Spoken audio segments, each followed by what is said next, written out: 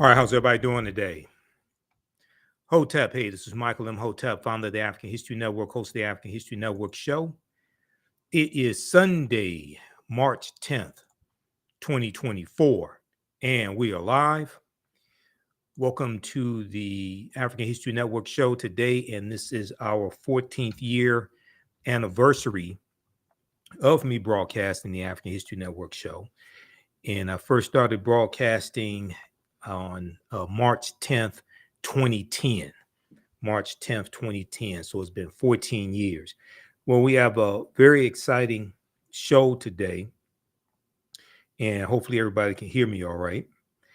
As many of you all know, I was asked to deliver a presentation to the Detroit Reparations Task Force on Saturday, March 2nd, 2024. So the turnout was packed. My presentation blew everybody away, and I was asked to speak about the case for municipal reparations, and then also talk some about federal reparations and the difference between the two. And because of time constraints, I can't get through my full presentation. They told me to do 30 minutes. They let me do 40 minutes and then take Q&A, questions and answers. But I wasn't able to get through all of my slides, the full presentation, because, you know, when I prepare for a topic, I'm well prepared for it. So people had been asking me about the presentation, things like that. So I said, okay, well, today we'll do the full presentation so I can get through all of this information. So this is what we're going to do today. All right. So give us a thumbs up, give us a heart, give us a like on this broadcast. We got a lot of information to go through. And, you know, on the African History Network, we focus on educating, empowering, and inspiring people of African descent throughout the diaspora and around the world, because right now it's corrects wrong behavior. It's not over in Wakanda forever. All right. So the case for reparations, the case for municipal reparations versus federal reparation. All right. And we know there's a lot of information going on, a lot of talk about repairing the damage of a legacy of slavery, Jim Crow segregation, redlining, housing discrimination, etc. You know, I just had Robin Rue Simmons on our show Monday, February 26th, dealing with updates and what's going on with local efforts for reparations across the country. And, you know, Robin Rue Simmons was the alderwoman from the 5th Ward in Evanston, Illinois, who was the one who spearheaded the effort by the city council in Evanston, Illinois, to begin the process of repairing the damage of historical racism and discrimination that African Americans in the small city of Evanston, Illinois, endured. So go watch that presentation. If you go watch that interview I did with her, if you missed that. Okay, now, and I brought up Evanston here in the presentation as well. Now, anytime I speak, I know I may say some things that are outside the circumference of some people's awareness. Just because you never heard this type of information before or what I'm going to say does not mean it's not true. Just means you have to do some research to understand what I'm talking about. And I learned this from one of my teachers, Dr. Ray Hagins of the African Village. Okay, and many of you are familiar with Dr. Ray Hagins. All right, now let's look at this. So 7 main things, I think it's 7 here. 7 main things I want to do with this presentation. Number 1, define what reparations are, okay? Because the term reparations is not specific to slavery, even though it's properly used in reference to slavery, is not specific to slavery.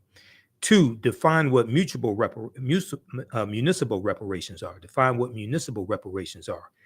And the reason why this is so important is because I spend a lot of time online doing research, trying to find a clear working definition of what municipal reparations is. And I really couldn't find it. Okay, I looked at numerous sources. I looked at local efforts, things like this. I had an understanding of what municipal reparations was. I interviewed Robin Ruth Simmons twice. In addition, in 2023, she was on Roland Martin Unfiltered, and I happened to be on that day as well. And I talked to her then also. So I put together a working definition of what municipal reparations is. But part of the confusion, I think, is that the term is so new. You don't have a working definition, or there isn't a well-known definition of what municipal reparations is. So then, if you can't clearly define what it is that you're talking about, then that leaves open the opportunity for people to just make it into whatever they want it to be, whether it's true or not. And it becomes very ambiguous. It becomes very hard to define it. And if you can't properly define what it is that you're talking about or what it is that you're trying to achieve, it's going to be harder to actually bring it into fruition. So you have to clearly define, what it is that you're talking about. So we'll talk about, we'll define what municipal reparations are, and we'll talk about why are municipal reparations a good option. Why are municipal reparations a good option? Now, municipal reparations dealing with local policies, programs at the city level to repair the damage of historic racism, discrimination, etc., does not replace the need for federal reparations. Both are needed, okay?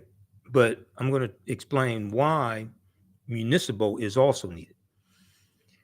Then we'll talk about what was Michigan's history of slavery, because I've heard so much about Detroit and slavery and things like this. And most of this information that I've heard just from people in Detroit, radio shows, things like this, people haven't really studied the history of slavery in Michigan. Even though slavery did exist in Michigan, Michigan is not Mississippi, Texas, Alabama, Georgia, anything like that. Michigan does not have a huge history of slavery.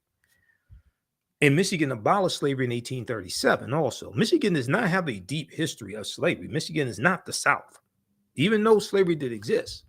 So when you talk about repairing the damage of something, you first have to analyze the history of what it is you're talking about and the damage that was done to understand what needs to be repaired. All right, now, so we'll deal with why did Michigan have such few enslaved Africans in comparison to Mississippi and Texas? Then we'll talk about what was the Northwest Ordinance of 1787. Because if you don't understand the Northwest Ordinance of 1787, then you're not going to be able to understand the history of slavery in Michigan and why Michigan had such low numbers. Okay, and then even I was looking at information dealing with New York. Even though slavery existed in New York, and New York abolished slavery in 1817, and it takes about 10 years for it to really go into effect.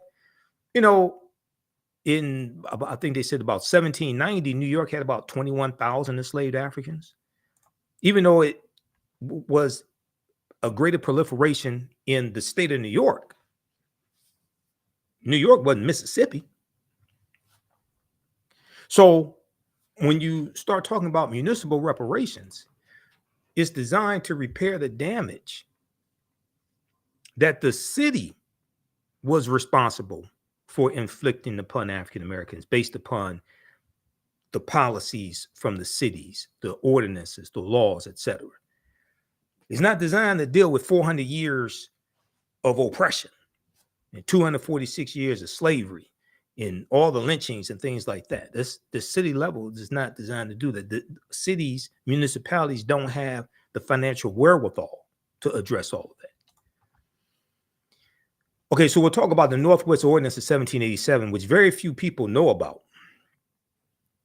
And then we'll talk about the California Reparations Task Force final report. And I talked about this in the presentation I did, the Kwanzaa presentation I did December 26th, King Solomon Baptist Church, and part of my 2023, and part of my Kwanzaa presentation, and we broadcasted it here.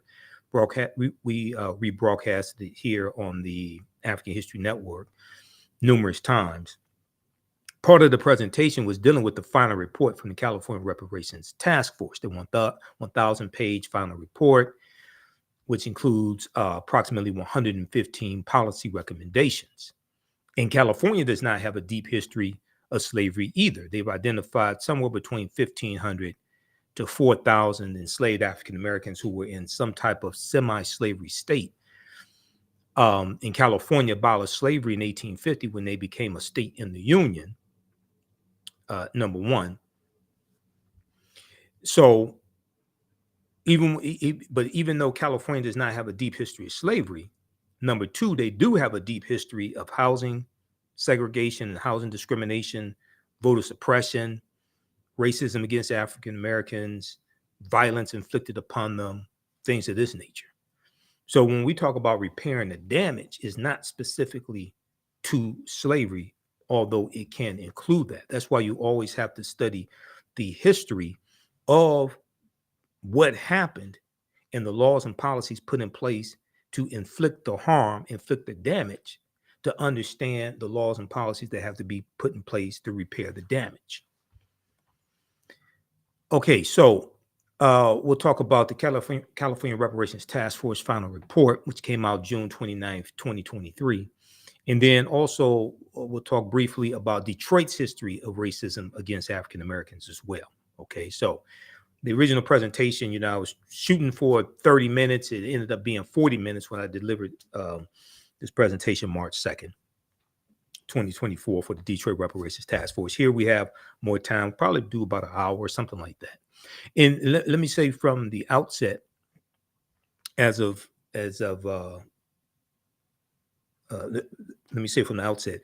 not on the Reparations Task Force, the Detroit Reparations Task Force. I don't speak for them, anything like that. I was asked to come in and do a historical presentation. Somebody saw the presentation I did for Kwanzaa, and I was getting deep into this history, dealing with repairing the damage and talking about the California Reparations Task Force, etc. And they gave it to somebody with the task force. They contacted me and asked me to come in and do a presentation. All right, now, if you want to contact me, you can do so through our website, AfricanHistoryNetwork.com, AfricanHistoryNetwork.com. You can contact me, email me through the website, or you can also email me at ahnshow@theafricanhistorynetwork.com, ahnshow@theafricanhistorynetwork.com. If you need to get in contact with me, because people have been asking me questions about the history, about repairing the damage at the local level. So I have been getting calls about that and inquiries about that. All right, so let's jump into this.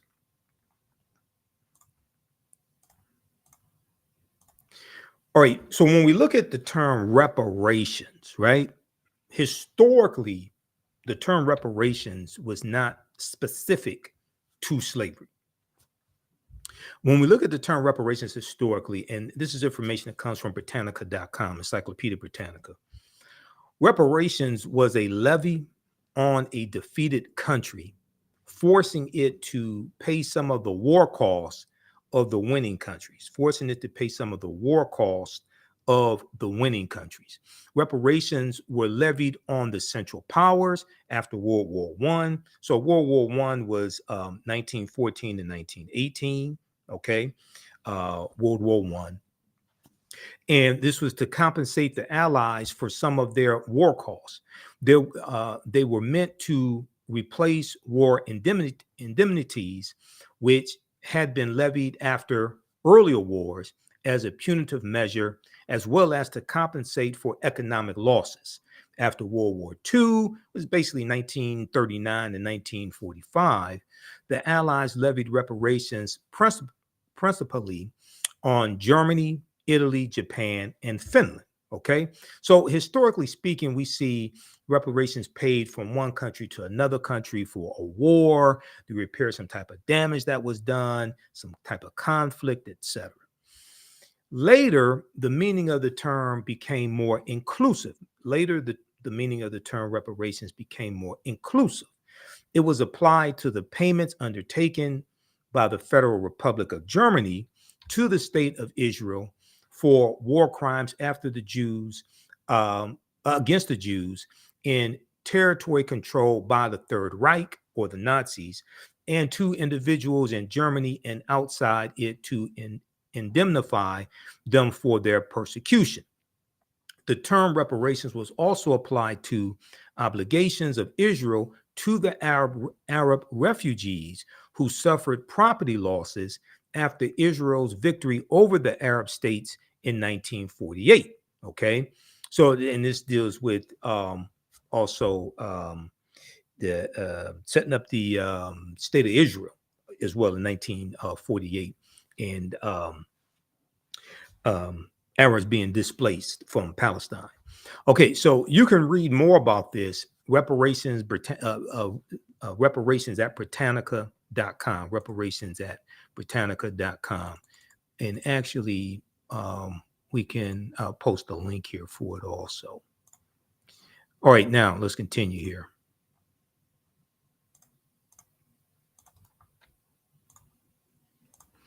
All right.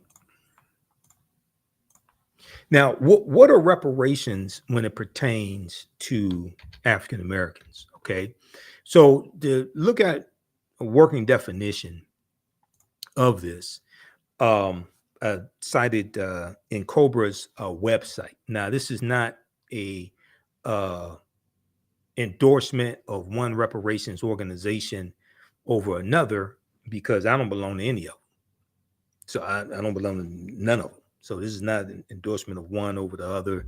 And I've had different reparations advocates here on the African History Network show over the course of the 14 years that I've been broadcasting this show. But the National Coalition of Blacks for Reparations in America, also known as NCOBRA, defines reparations as a process of repairing, healing, and restoring a people injured because of their group identity and in violation of their fundamental human rights by governments, corporations, institutions, and families. Now, reparations deals with repairing. Now, this is me summarizing this. Reparations deals with repairing damage that was done, making one whole again. The concept, and I'll show you Merriam-Webster as well. Okay, the root concept of reparations means to repair the damage that was done, to make someone whole again, to restore them to a state before the damage was done. All right, let's continue here. Now, those groups that have been injured have the right to obtain from the government, corporation, institution, or family responsible for the injuries that which they need to repair and heal themselves. Okay, so this is from NCOBRA's website, their official website. In addition to being a demand for justice, it is a principle of international human rights law. As a remedy, it is similar to the remedy for damages in domestic law that holds a person responsible for injuries suffered by another when the infliction of the injury violates domestic law. So basically, it's dealing with repairing the damage of some harm that was done and making you whole again, restoring you to a point before that harm was done. Now, examples of groups that have obtained reparations include Jewish victims of the Nazi Holocaust. We know that Germany set up a pension of $90 billion for Jewish Holocaust survivors, and there are approximately 130,000 Jewish Holocaust survivors that live in the U.S. Okay, so this would be an example of that, and I have an article from New York Times. So just so people understand, this is my reparations file folder. This is my, you see this right here? I don't play with this type of stuff. This is my reparations file folder. Okay, so I've been studying this for a minute. And those that, watch the African History Network show, see me, I've got, this is, okay, so right next to me, I monitor about 35 different news sources on a daily basis. I do constant research. This is 50% of one stack of articles I have next to me. I have 2 stacks of articles next to me. That's just on the desk. I got 1, 2, 3 stacks of articles on the floor, okay, that are about 2 feet tall. So I don't play with this type of information. This is serious business. All right, let's go back to this.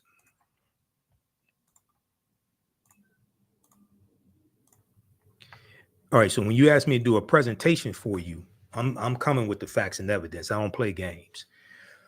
Okay, Jewish victims of the Nazi Holocaust, Japanese Americans interned in concentration camps in the United States during World War II. I've got some information on that because I hear, even at the meeting, there were some people who came from the general public, and during the presentation, I had to explain what happened and how the Japanese Americans got over $1.6 billion, because what a lot of people think happened and who they think it went to is not what happened. That's why you always have to do the research. Proper documentation ends all conversation. Well, I'll show you that in just a minute. United States during World War II, Alaska Natives for land, labor, and resources taken.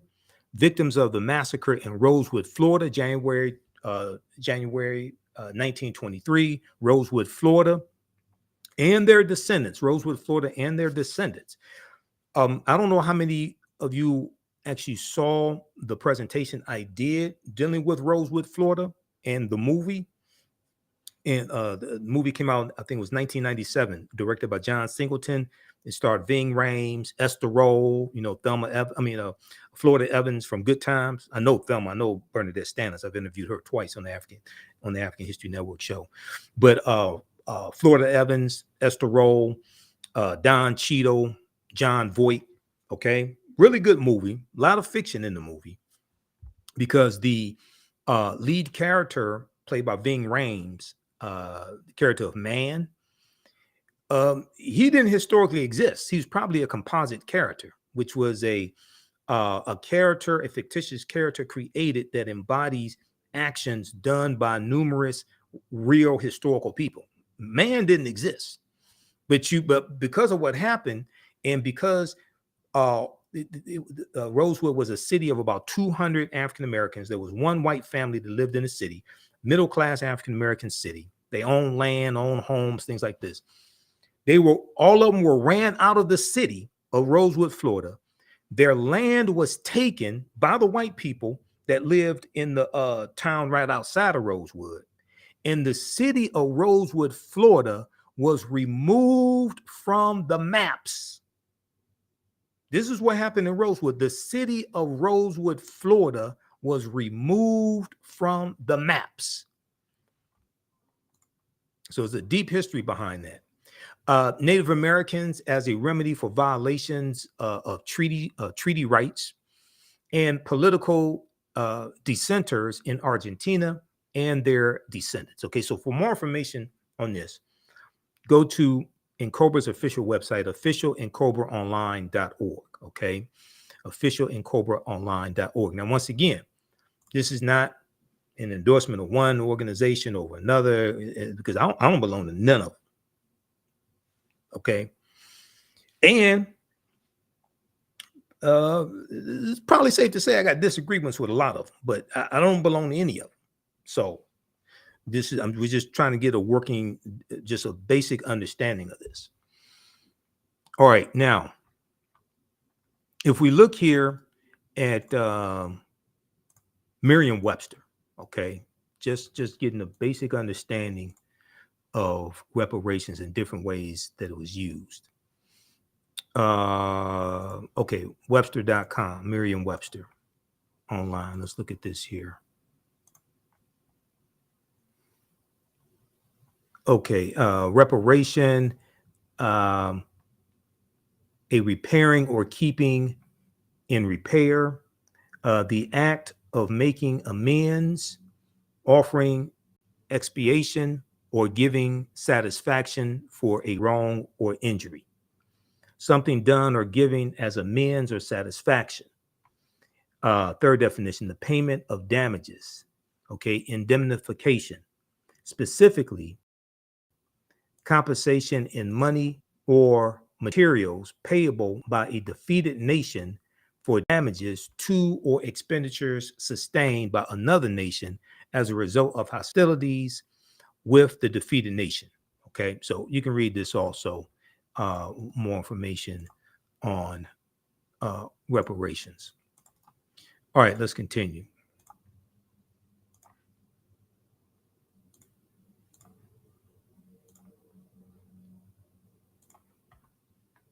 All right, let's go back to the PowerPoint presentation.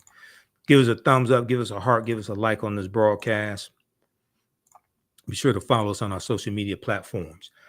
Now, what are municipal reparations? What are municipal reparations? Now, like I said at the beginning of the broadcast, I searched and could not find a clear-cut definition for municipal reparations. And one of the reasons I think is because the term is so new, there is no, clear-cut defined definition. I talked to Robin Rue Simmons about it, who, and when I interviewed her on February 26th, when I interviewed her on February 26th, we discussed it and she explained what it was. So in looking at a number of different sources and looking at different programs, things like this is the working definition that I came up with that really explains what people are trying to accomplish. So municipal reparations deals with using policies, ordinances, etc., at the local city level to repair the damage of discriminatory policies the city used to inflict harm upon a specific population. In this case, we're talking about African Americans. Okay, once again, municipal is referring to local cities, the city level. Municipal reparations deals with using policies, ordinances, etc. It could be executive orders from the mayor, things like this, at the local city level to repair the damage of discriminatory policies the city used to inflict harm upon a specific population. Okay, now, if we look here, just for a point of reference, right? At the City of Detroit's website, they have information dealing with the Detroit Reparations Task Force. Okay. And I just want to show this to you because a lot of times people come to these discussions with not the proper information, not the proper framing. Okay. Now, once again, I don't speak for the Reparations Task Force, anything like that. I was asked to do a presentation to them. So this is at the City of Detroit's website, detroitmi.gov, detroitmi.gov. Okay. And you can look this up for yourself. I'll post the link here. Reparations Task Force. And it's important to understand their purpose. The city, the font type is faint, but it says the City of Detroit Reparations Task Force is a 13-member body consisting of 4 executive members appointed by City Council President Mary Sheffield and 9 general members. So this was an initiative that was put on the ballot in Detroit, and it got over 80% approval by Detroiters, overwhelmingly African American Detroiters. Okay, so this is how this came about. This was an initiative put on the ballot. The task force will develop recommendations for housing and economic development programs that address historical discrimination against the Black community in Detroit. Okay, So that's the charge of the task force. The charge is not to deal with 400 years of racism in America.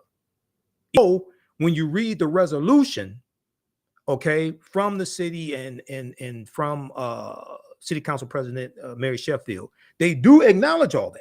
But that's not the charge of the task force. The charge of the task force is not to make up for 400 years of oppression. Okay, specifically, the task force will develop recommendations for housing and economic development programs that address historical discrimination against the Black community in Detroit. Okay, so that's the of this. And I say that because a lot of times many people, they may mean well, but they'll come to task force in various cities with a whole laundry list of problems and trying to correct the last 400 years or 246 years of slavery or decades of Jim Crow segregation and lynchings and redlining and all that stuff. And it's like, whoa, hold on. You have to look at what the purpose of the task force in any city is, not specifically Detroit, but any city. You always have to look and see what their purpose is. Okay, now, municipal reparations deals with the city repairing the damage the city was responsible for causing, not repairing the damage the federal government was responsible for, generally speaking. Okay, cities don't have those type of resources to repair the harm that the federal government did in general. They're going to repair the harm that the city was responsible for. Now, in the case of Evanston, Illinois, and we talked about Evanston extensively here on the African History Network show, and in preparation for my interview with Robin Ruth Simmons, my first interview with her, I think it was 2021 when I first interviewed her. I read a lot of the 70-page harm study that local historian Dino Robinson did on behalf of City Council.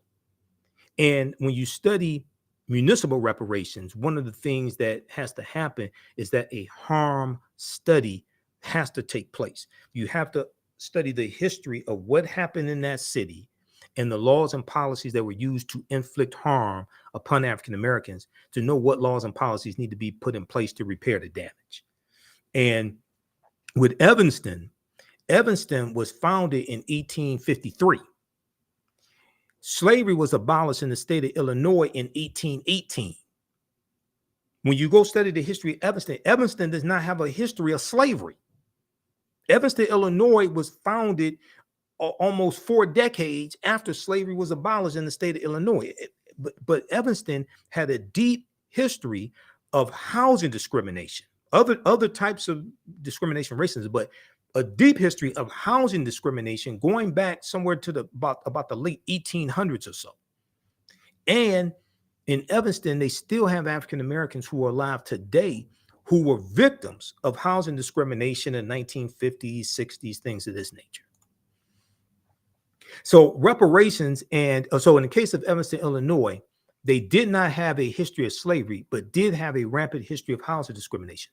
Reparations and any process for restorative relief must connect between the harm imposed upon a specific group and the city.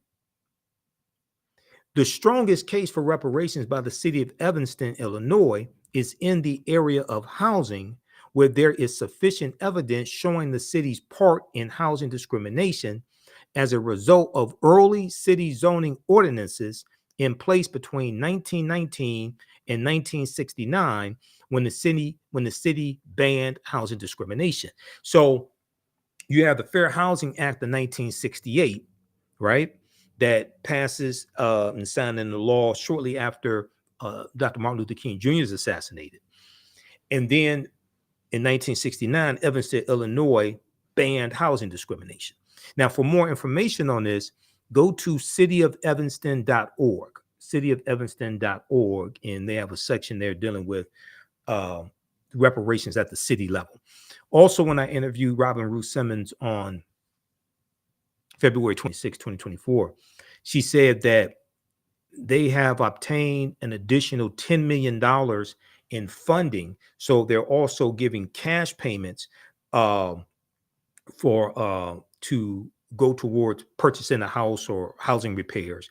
They're giving cash payments to people who choose the cash payment option also. All right, let's continue.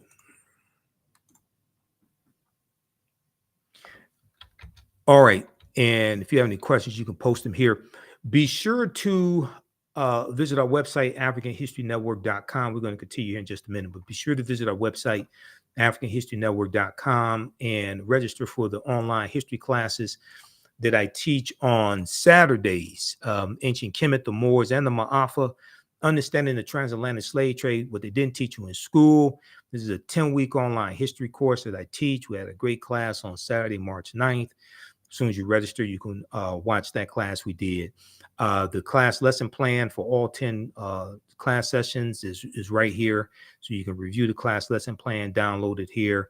We have a preview of the class here. I did an overview as well. But we did deal with thousands of years of history and what leads up to slave trade taking place. Next classes are Saturday, March 16th, March 23rd, March 30th, and April 6th. So usually teach the class 2 p.m. Eastern Standard Time. We do the sessions live. All the sessions are archived and recorded. You can go back and watch it anytime. Click right here on register here to register for the class. And even after the course is over with, you can go back and watch the entire class. You don't lose access, okay? Content is PG-13, so you can use this with your children, young adults also. We have information here for the African History Network show as well, and how to listen to audio podcasts. And our PayPal and Cash App information is here. So I got to move it up to the top of the page right here. So if you want to support the African History Network, we're celebrating our 14th year anniversary of me broadcasting the African History Network show through Cash App, $ the AHN show, SHOW. We have the link here. It takes you to our QR code. I started broadcasting March 10th, 2010. So this is our actual 14th year anniversary, and our PayPal information, paypal.me/the AHN show. So thanks for all the support throughout the years. This is a lot of hard work, takes a lot to run African History Network. All right, so let's continue. And I'm going to post this information here also. Okay. All right, now, continuing the discussion dealing with municipal reparations. So compared to federal and state governments, courts, or private institutions, municipalities are the most suitable site for reparations, okay, or repairing the damage. Now, I really don't. Now, as I said in my presentation to the Detroit Reparations Task Force, I wouldn't put the term reparations on anything that you actually want to get passed, especially if white people have to vote for it. I know we have some white allies, things like that, but especially at the federal level, I would not put the term reparations on anything that you actually want to get passed, especially at the federal level, because the majority of the people have to vote on it at the federal level. And you can say it in most state legislatures also, majority of the people have to vote on this at the federal level are white. There are 435 members of the House of Representatives. We make up only about 12% of the House seats. And the Black Republicans don't count because no Black Republicans support reparations. Byron Donalds out of Florida doesn't support it. Burgess Owens out of Utah doesn't support it. John James out of Detroit suburbs doesn't support it. And then in the Senate, Senator Tim Scott doesn't support reparations. He's already said he's going to vote against reparations. He didn't even vote for the John Lewis Voting Rights Act. And Senator Tim Scott is the one who blocked the George Floyd Justice and Policing Act when it came to the negotiation between he on behalf of the Senate and Republicans in the Senate, and Senator Cory Booker on behalf of Democrats in the Senate, and then Representative Karen Bass represented Democrats in the House. The bill had already passed the House of Representatives by a vote of 220 to 212, March 3rd, 2021. Karen Bass is now the mayor of Los Angeles, California. Senator Tim Scott is the one who blocked the George Floyd Justice and Policing Act. He voted against Judge Ketanji Brown Jackson's Supreme Court nomination. So He's the only black Republican in the Senate. If the black Republican doesn't support reparations, how many white Republicans you think support reparations? None in the House or the Senate. So I wouldn't put the term reparations on anything that you actually want to get passed, especially if white people have to vote for it. Why? Because we're in a climate right now where you have an attack on diversity, equity, and inclusion. You had the lawsuit filed by Ed Bloom, white conservative activist Ed Bloom, that struck down affirmative action when it comes to college admissions. You have the lawsuit that Ed Bloom has filed against the Fearless Fund, a group of African-American women who provide funding for women of color businesses. Okay. Now, in the lawsuit that Ed Bloom filed, he said that the funding is only for black female businesses, which is false. We talked to the founders on Roland Martin Unfiltered. For those who don't know, I'm on Roland Martin Unfiltered almost every Friday. Been on almost every Friday since October 2020 as a panelist providing historical and political analysis. So they said that, no, this is for women of color. It's not only for African-American women. So you have the attack on diversity, equity, and inclusion. You have the attack on things like the Fearless Fund. You have the attack on critical race theory, which was really launched by Donald Trump in September of 2020, unfortunately, when he was president. And this was an executive order that he did that banned using critical race theory in training for federal employees. Okay. There was a article by NBCnews.com that everybody needs to read. And this deals with how, what's the name of it? How Trump ignited the fight. How Trump ignited the fight over critical race theory in schools. How Trump ignited the fight over critical race theory in schools. Okay. And when you look at this article is from May 10th, 2021. I have a huge file on critical race theory as well. So if you have seen the African History Network show, especially when I was on 5 days a week, and you saw the stories that we dealt with, attacks on critical race theory across the country. You know, I have, where's that article? Where's that file folder? Let me see if I can put my hands on it. Oh, no, it's at the bottom of a stack. Okay, so I can't reach it. But how Trump ignited the fight over critical race theory in schools. And very quickly here, when we look at this, it talks, now this is from May 10th, 2021. And it talks about the proposed policies mimic former President Donald Trump's September memo. So it was September 2020. Okay. September 20. Trump's September 2020 memo ordering the Office of Management and Budget to stop funding training on critical race theory for federal employees, calling it a quote unquote propaganda effort. Okay. Now, this was 6 months before Christopher Rufo, the white conservative activist Christopher Rufo. This is before he put out his series of tweets talking about how they planned to redefine what critical race theory is. And they're basically lying about it, because now a lot of these Republicans can't tell you what critical race theory is. They know, they just don't like it. All right.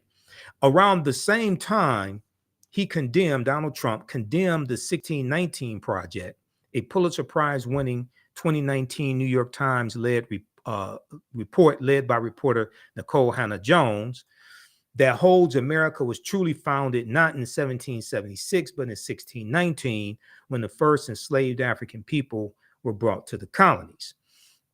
Educators embraced this message and began utilizing the project and looking for resources to teach a more holistic history of the country. Now, you've heard my criticisms about the 1619 Project. There's some good information in there, as well as when I interviewed historian Dr. Errol Scott, formerly of Howard University, who's now at Morgan State University. he talked about his issues with the 1619 project as well. So go back and watch those interviews I did with him. Daryl with one R, and we get into it. Trump rebuked the 1619 project as a warped, distorted, quote unquote, warped, distorted, end quote, portrayal of American history. Both the memo attacking critical race theory, banning critical race theory in being used in training for federal employees, and this attack on the 1619 project sparked the commission of the 1776 report, which Donald Trump commissioned. The 1776 report, which took an ahistorical or false historical perspective to American history. And the 1776 report was meant to combat the contents of the 1619 project. The countrywide uprisings in the wake of George Floyd's death only fueled the matter, with pundits debating the nation's fraught history of racism. Thus, although President Joe Biden reversed Trump's initial ban in January of 2021 because Biden removed the 1776 project from whitehouse.gov and disbanded the 1776 commission, okay? Although President Joe Biden reversed Trump's initial ban in January 2021, the seed had been planted. The seed had been planted. Okay, so read the rest of this article here. This gives background information on this whole anti-critical race theory attack. Now, then you have Christopher Rufo, who in let me post this link here. Then you have Christopher Rufo, who in 2021 he put out this tweet. And let me bring this up here.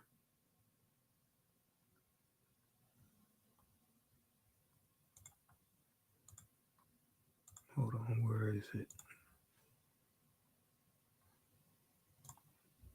Just a second, I've got it here. Okay, so now we want to share screen and go right here. There we go.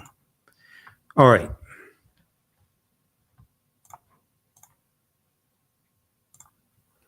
So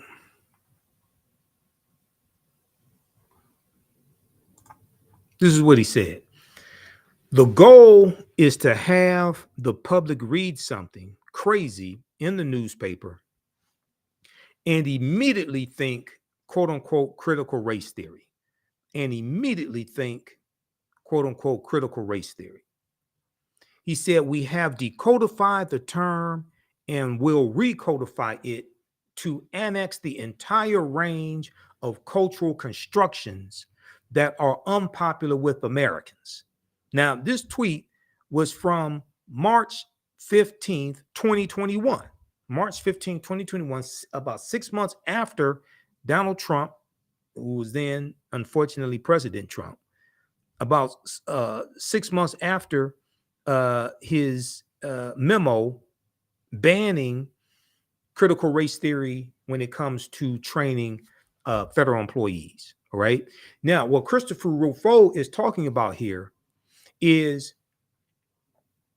conservatives redefining what critical race theory is, to use it as an umbrella term, to be a catch-all term for anything dealing with racism that they don't like, dealing with the history of slavery, diversity, equity, and inclusion, all different types of things like this. They're using it as a catch-all term to just use it as critical race theory. Now, critical race theory developed in the late 1960s, right around 1968 or so. Architects of it were people like Derek Bell from Harvard and others, Kimberly Crenshaw, things of this nature. And it is a legal analysis that is usually taught in graduate schools and law school. It's not taught in K through 12. It's not taught in kindergarten through 12th grade. And it's designed to understand how is it after the Civil Rights Movement, after a Civil Rights Act in 1964, Voting Rights Act in 1965, African Americans had not made more progresses or as much progress as we should have. And it's analyzing the laws and policies to see how they perpetuate racism. That's what critical race theory is designed to do, to then understand what has to be undone. So it's a legal analysis. Okay, it's a legal analysis. All right. Okay, let's continue. So see, when I did my presentation, I didn't have a chance to go deep into it like this, and didn't have a chance to show the tweet from Christopher Rufo. I mentioned the tweet, but I didn't have a chance to show it on the screen. All right, let's continue here. All right, now, compared to federal and state governments, courts, or private institutions, municipalities are the most suitable site for reparations. Well, why is that? I'm glad you asked that question. Of the various levels of government, they are the proper locus for two reasons. First, as Howard University political scientist Dr. Nyambi Carter explains, and I know Nyambi, we've been on panels on Roland Martin Unfiltered a few times. As she explains, there is a political will for reparations present in municipalities or local cities that is absent at the gridlocked state and federal level. That is absent at the gridlocked state and federal levels. She said, quote, "It's really local activists and local actors, members of city councils, who are empowered in ways in their small communities to do things and to act outside of what the state would do and even the nation would do." Okay, so when we have African-American majority city councils, right? When we have African-American majority city councils in cities that are majority African-American or have a large African-American population, right? It was the African-American community that voted and put them in power, put them in office. So you have to utilize the power that you have while you have it to help repair the damage done to the people who voted to put you in office. If you're not going to do that, what the hell good are you? You have to use the power that you have while you have it. Okay? So municipal reparations is definitely needed. There's a number of reasons why municipal reparations is definitely needed, but that does not absolve the need for reparations at the federal level or repairing the damage or reparative justice at the federal level. But at the local level, there's more control and it can be pushed more at the local level. So you need both. By contrast, former U.S. Representative John Conyers, the Honorable John Conyers, here in Detroit, the congressional district, he introduced a reparations bill in every session of Congress from 1989 until his passing in October 2019. But these bills never came to a vote. Okay, the farthest HR 40 has made it is being voted out of a House subcommittee in, I think it was 2020, not 2020, I think it's 2019, around 2019. It was voted out of a House subcommittee. Okay, that's the farthest that has made it. Okay, I can't remember which year it was. It hasn't gone anywhere since then. Since John Conyers passed away, Representative Sheila Jackson Lee of Texas has taken up the charge of pushing HR 40, which is a bill designed to create a commission to study the history of reparations and the harm, to study the history of slavery in this country and the harm done to African Americans, and then make recommendations. Okay. Now, you have some people that are trying to force President Joe Biden to do an executive order to create a commission to study slavery, the harms done to African Americans, and then make recommendations. As I told Robin Rue Simmons when I interviewed her Monday, February 26, 2024, I said, that's a waste of time and you don't need that. The reason why is you should take that 1,000-page report that the California Reparations Task Force did, because they've basically done almost all the work that's needed to push something at the federal level. They've basically done it. Take that report, take that 115 policy recommendations that they've made, and craft versions of those policy recommendations at the federal and state level. You don't need another study, because when you go look at the report, and here's the executive summary of the report, they explain to you what happened nationally, okay? And they explain to you what happened specifically in the state of California. But they show you what happened. They laid out 12 harms, and they show how those 12 harms impacted African Americans across the country, and then specifically how those 12 harms hurt African Americans in the state of California. Now you don't need a commission formed to do another study. And once you do the study, any policy recommendations have to be passed by what? The House of Representatives and the U.S. Senate. And you don't have votes in the House or the Senate for anything starting with an R. Let me put it to you like that. Especially this 118th Congress, controlled by Republicans. They can't even pass a budget. They just passed their third continuing resolution, I think they're on. They can't even pass a federal budget. Okay, so when you look at this, now this is the this is the full report. I wanted the executive summary, but anyway, this is the page report. They go through and they take you through this part here is the executive summary, but this is the full report. This is at oag.ca.gov, oag.ca.gov, Office of Attorney General, California, oag.ca.gov. Executive summary, the California Reparations Report. But this is the full 1,080 page report. They go through and they lay out the 12 harms. And if we look here, they talk about scholars estimate that up to 1,500 enslaved African Americans lived in California in 1852. They go through and talk about, okay, racial terror. They go through and lay out the 12 harms and what happened nationally. They talk about enslavement.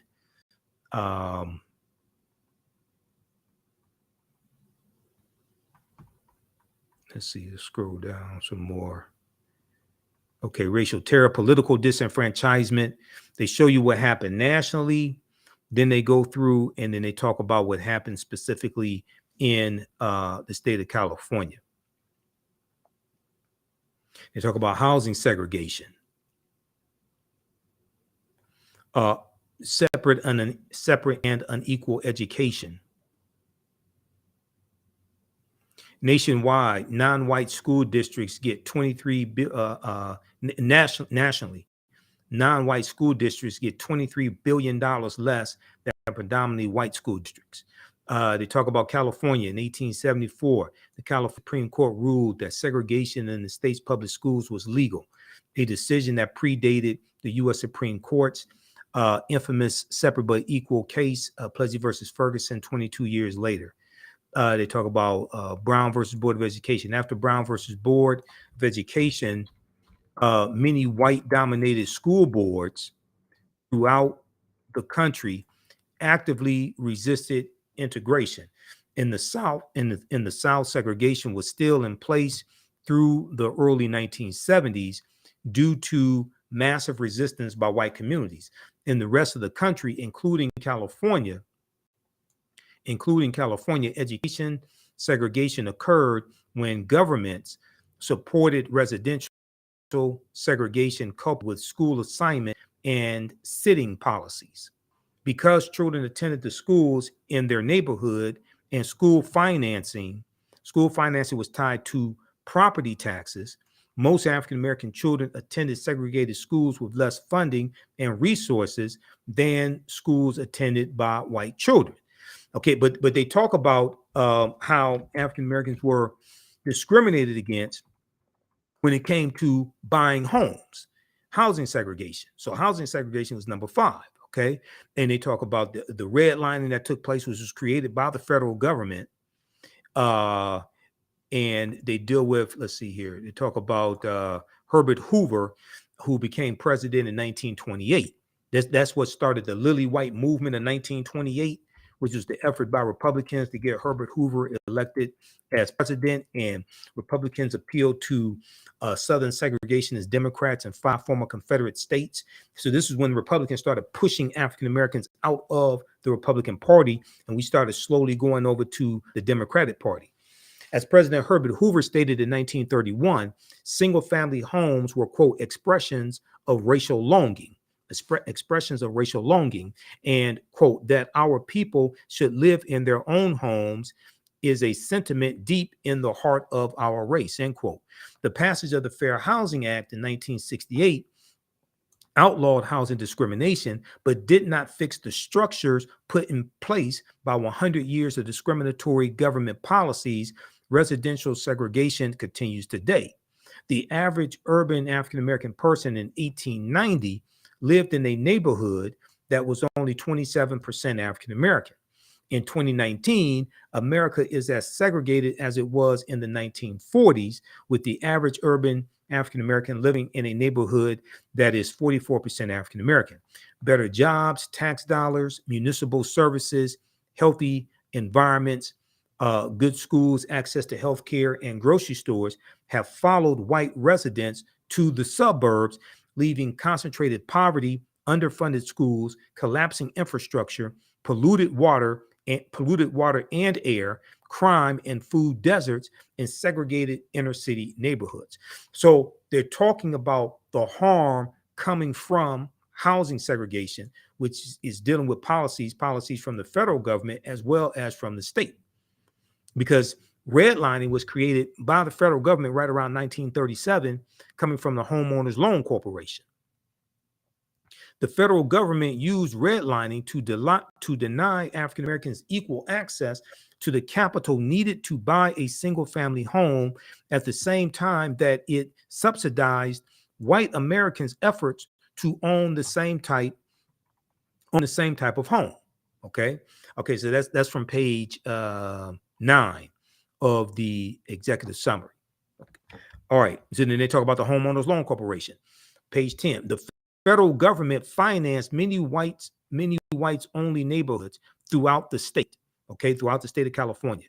The Federal Homeowners Loan Corporation, the HOLC, the Homeowners Loan Corporation maps used in redlining describe many Californian neighborhoods in racially discriminatory terms. Okay. All right. So read the rest of this here. But they go through and they take you and lay out in the executive summary all the 12 harms. Racism in environment and infrastructure.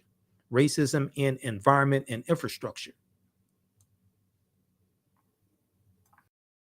Due to residential segregation, African Americans have lived in poor quality housing throughout American history, exposing them to disproportionate amounts of lead poisoning and increasing their risks of infectious disease. Segregated African American neighborhoods have more exposure to hazardous waste, oil and gas production, and automobile and diesel fumes, and are more likely to have inadequate public services like sewage lines and water pipes. African Americans are more vulnerable than white Americans to the dangerous effects of extreme weather patterns like heat waves worsened by the effects of climate change. And one of the things that they talk about in their 115 policy recommendations is how in African American communities, they are less likely to have less likely to have trees. Okay, and there was and that's a result of the largely the urban renewal in the U.S. Interstate Highway Acts of 1952 and 1956 that drive 41,000 miles of U.S. interstate highways all across the country, and they run through about 1,600 African American communities. Well, what happens is when they talk about heat waves, and when we deal with heat related deaths, the African American community is typically has temperatures of about 5 degrees higher than in the suburbs because of a lack of trees. Trees provide shade, and trees help to purify the air as well. So then you deal with more heat related illnesses and possibly heat related deaths in the African American community. So this article here from National Public Radio, NPR.org, talks about this, bringing back trees to forest cities, red-lined areas helps residents and the climate. Bringing back trees to forest cities, red-lined areas helps residents and the climate. Now, this is from June 23rd, 2021. Okay, and in here, they talk about the lack of trees reflects some of her neighborhood's problems. Mount Pleasant was hard hit as people and money left for the suburbs over the past 50 years. Quote, we have a lot of abandoned homes. And when they went through and tore down all the abandoned homes, they also tore down the trees on the curb. Let's see, as the globe heats up, cities across America are taking a fresh look at their trees. They keep urban neighborhoods cooler. Make air conditioning bills manageable, because also in the African American community, it's the energy bills in the summertime tend to be higher because of a lack of trees and higher temperatures in our communities. They keep urban neighborhoods cooler, make air conditioning bills manageable, and most importantly, protect lives during heat waves. They help capture stormwater runoff. And as trees grow, they remove heat trapping carbon dioxide from the air.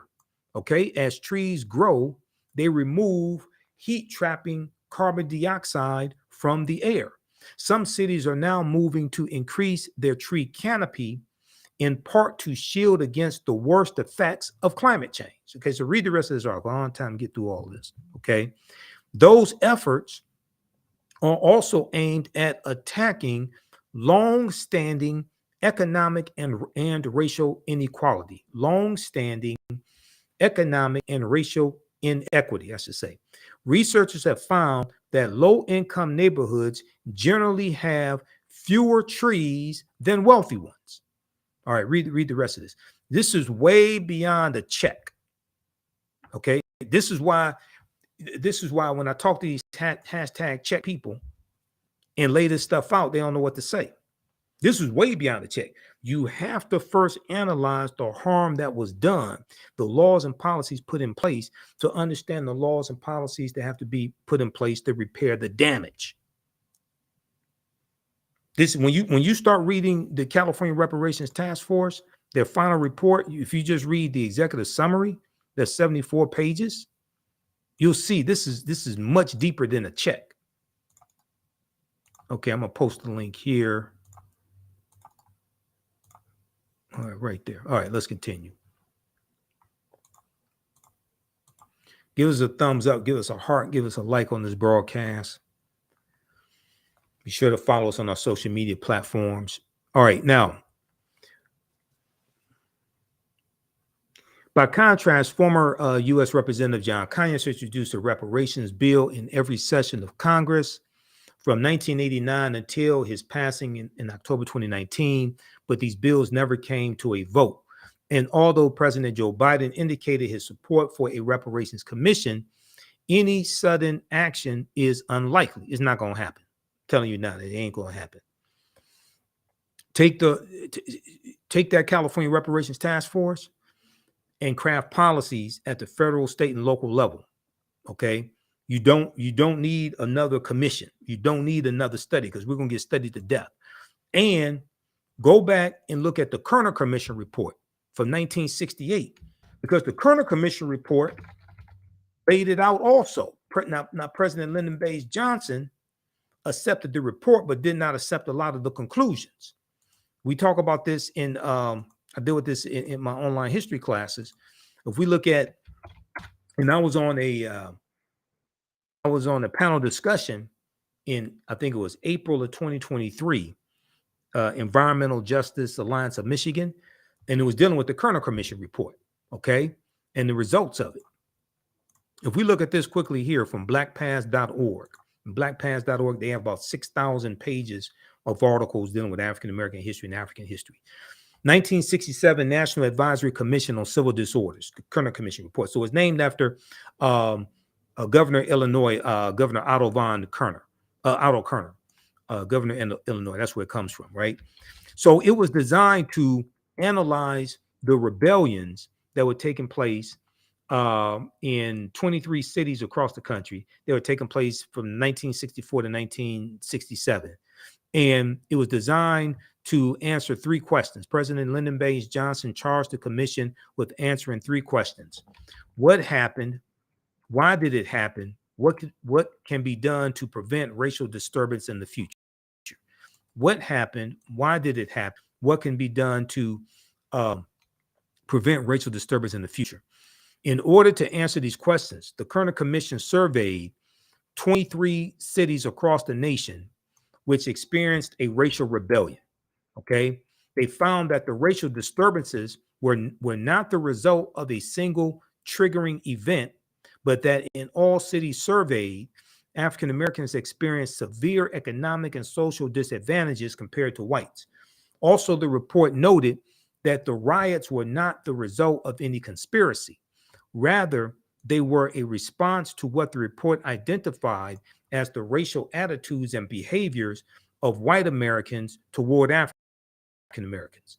They were the result of America's racist attitudes towards African Americans. This is what the Kerner Commission report found. In responding to why the rebellions occurred, the Kerner report pointed to Black Americans' frustration and feelings of powerlessness regarding extremely high rates of unemployment and underemployment, poverty, high rates of police brutality, and inadequate public services. The report continued that a largely poor Black population was confined to the central cities while a predominantly white population moved out, and that the racism of white Americans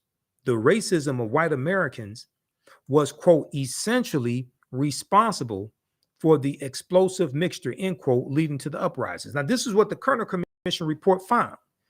The racism of white Americans was, quote, essentially responsible for the explosive mixture, end quote, leading to the uprisings. Okay? Answering what can be done to prevent this in the future. The Kerner Commission suggested that the federal government intervene to improve housing, improve education, improve employment opportunities and social services for African Americans. Also, to dismantle discriminatory practices in education, employment, and discriminatory practices in the police force. And also, I would say, hiring in the police force as well, and criminal courts. President Lyndon Baines Johnson accepted the report, but did not support the conclusions, and minimal efforts were made to address the problems identified by the commission. Now, also at the same time, he was dealing with the Vietnam War. And the Vietnam War took a lot of attention away from, like, nationally and in the news media. The Vietnam War took attention away from the civil rights movement and the plight of African Americans. And Dr. King talks about this in an interview. It was a 26-minute interview that NBC News did with him, and I think it was March or April of 1967. Okay, March or April 1967, and in 2018, NBC News they digitally remastered the interview and re-released it. Okay, and re-released it. So everybody should check. Everybody should check this out. I'm gonna see if I can find this. And the name of the interview is what's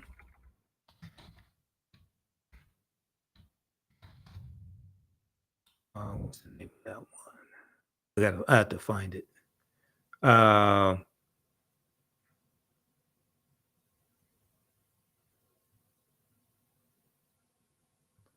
It is. I got so many bookmarks for Dr. King here. Which one is that? This is on YouTube.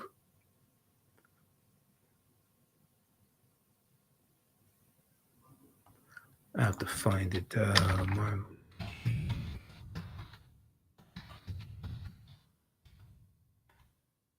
on, let's see. NBC News. It was a 26-minute interview. This is it. Is this NBC News? Well, yeah, it must be NBC News website or YouTube channel. Has 2.4 million views. Okay, this one right here. MLK talks new phase of civil rights struggle 11 months before his assassination. This was from, he was at Ebenezer Baptist Church in Atlanta. This is from, so I think this is from May 1967.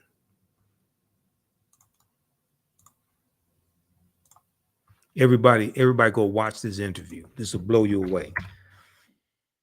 And he talks about how because Dr. King talks about because of this because of the Vietnam War, how it's harder to get attention on the civil rights movement. Okay.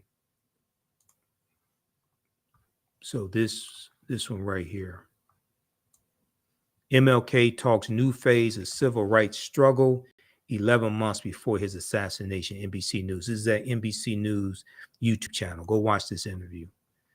I'm not going to play any of it here because I'm going to get flagged by YouTube.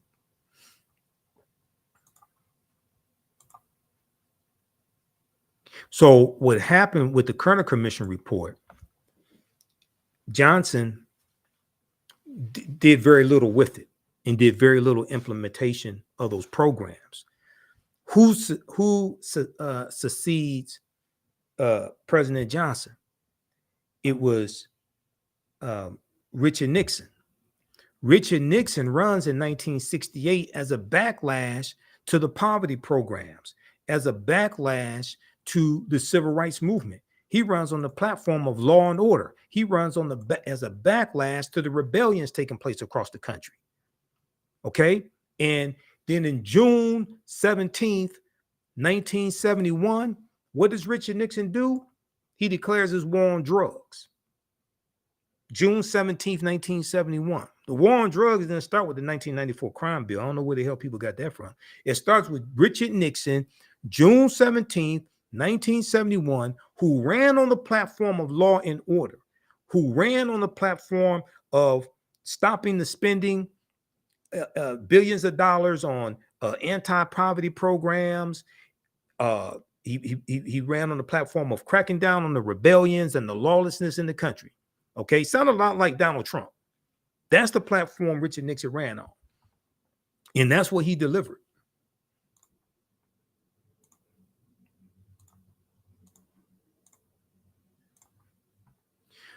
Okay, now, okay, and although President Biden indicated his support for a reparations commission, any sudden action is unlikely. The federal reluctance isn't entirely lamentable. Although local policymaking is often undervalued, decisions made closer to home can have larger impacts on Americans' everyday life than decisions made in Washington, D.C. Because when you have the municipal uh, reparations task force, the municipal task force dealing with repairing the damage and social justice initiatives, things like this, right? It allows for people at the local level to be involved more. It allows for them to give their personal experiences. Okay, it's much different than things that take place at the federal level. Second reason why municipal reparations is important is because municipalities provide the opportunity for community-centered reparations that other levels of government do not. A local approach allows for powerful, close to home storytelling, enabling greater understanding of connections between past and present.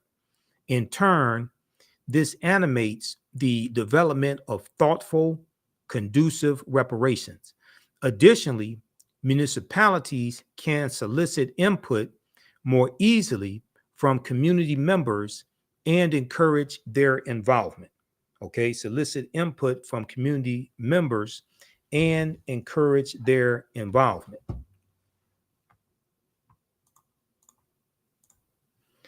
Now, a municipality or a local city, a municipality-based approach also allows for accessibility and proximity between government and beneficiaries once the policy is in place. Such a plan can more effectively empower the community and enable rebuilding relationships with perpetrators of the injustice, if you want to build a relationship with the perpetrators of the injustice. So, for more information on this information comes from University of Michigan's Law School. Municipal Reparations, Considerations and Constitutionality comes on pages 350 to 351 by Brooke Simone at University of Michigan's Law School.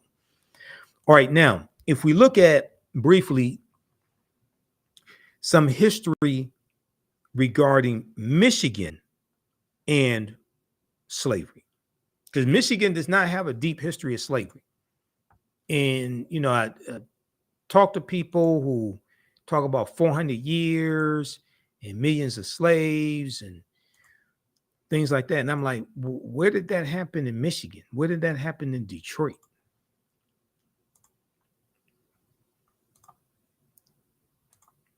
Different things happen. Like every state doesn't have the same history. Some things are similar, but Michigan is not Mississippi.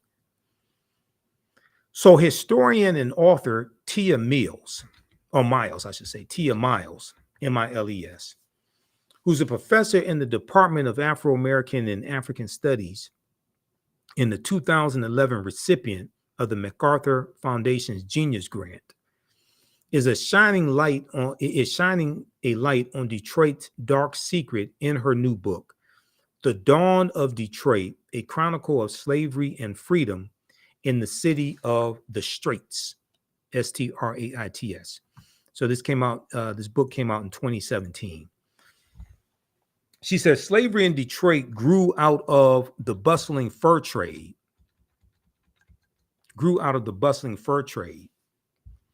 Or I should say the article says this. Slavery in Detroit grew out of the bustling fur trade when the settlement was still under French control, Tia Mills said in the article. Now, Detroit was a French settlement called Detroit, founded in 1701.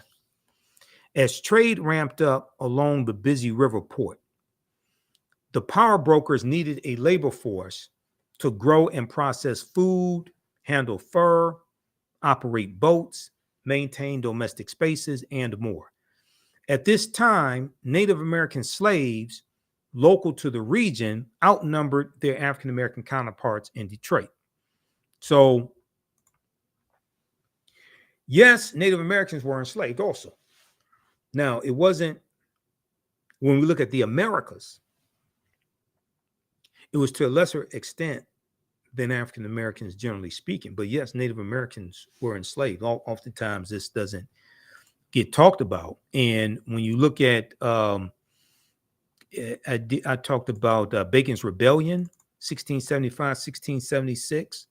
You've heard me talk about Bacon's Rebellion. And when we look at, there was a presentation I did for, who was that? Was that the Equal Justice Alliance, or was one of them? I can't remember. Was when I spoke at Thurgood Marshall Law School, Howard University, or the Equal Justice Alliance. Let me see. Which one was that? I talked about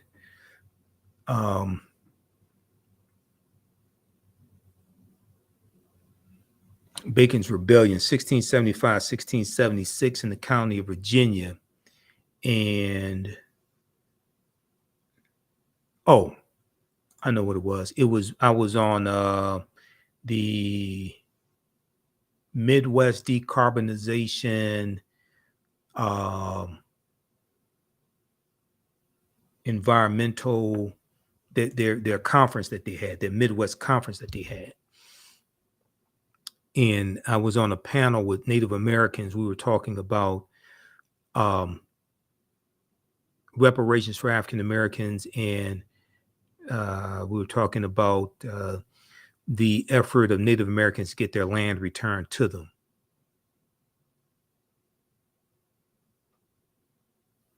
Yeah, Midwest Building Decarbonization Coalition, second annual virtual equity summit. That was in 2022. That's when I did that. Okay, so I'm looking through all these presentations I've done. I talked about Bacon's Rebellion and King Philip's War of King Philip's War 1676 in the county of Virginia. And in this information, I'm looking at this slide now. I'm looking at the presentation now. They talk about, Native Americans being enslaved also. Let's look at this quickly here to put this in historical context.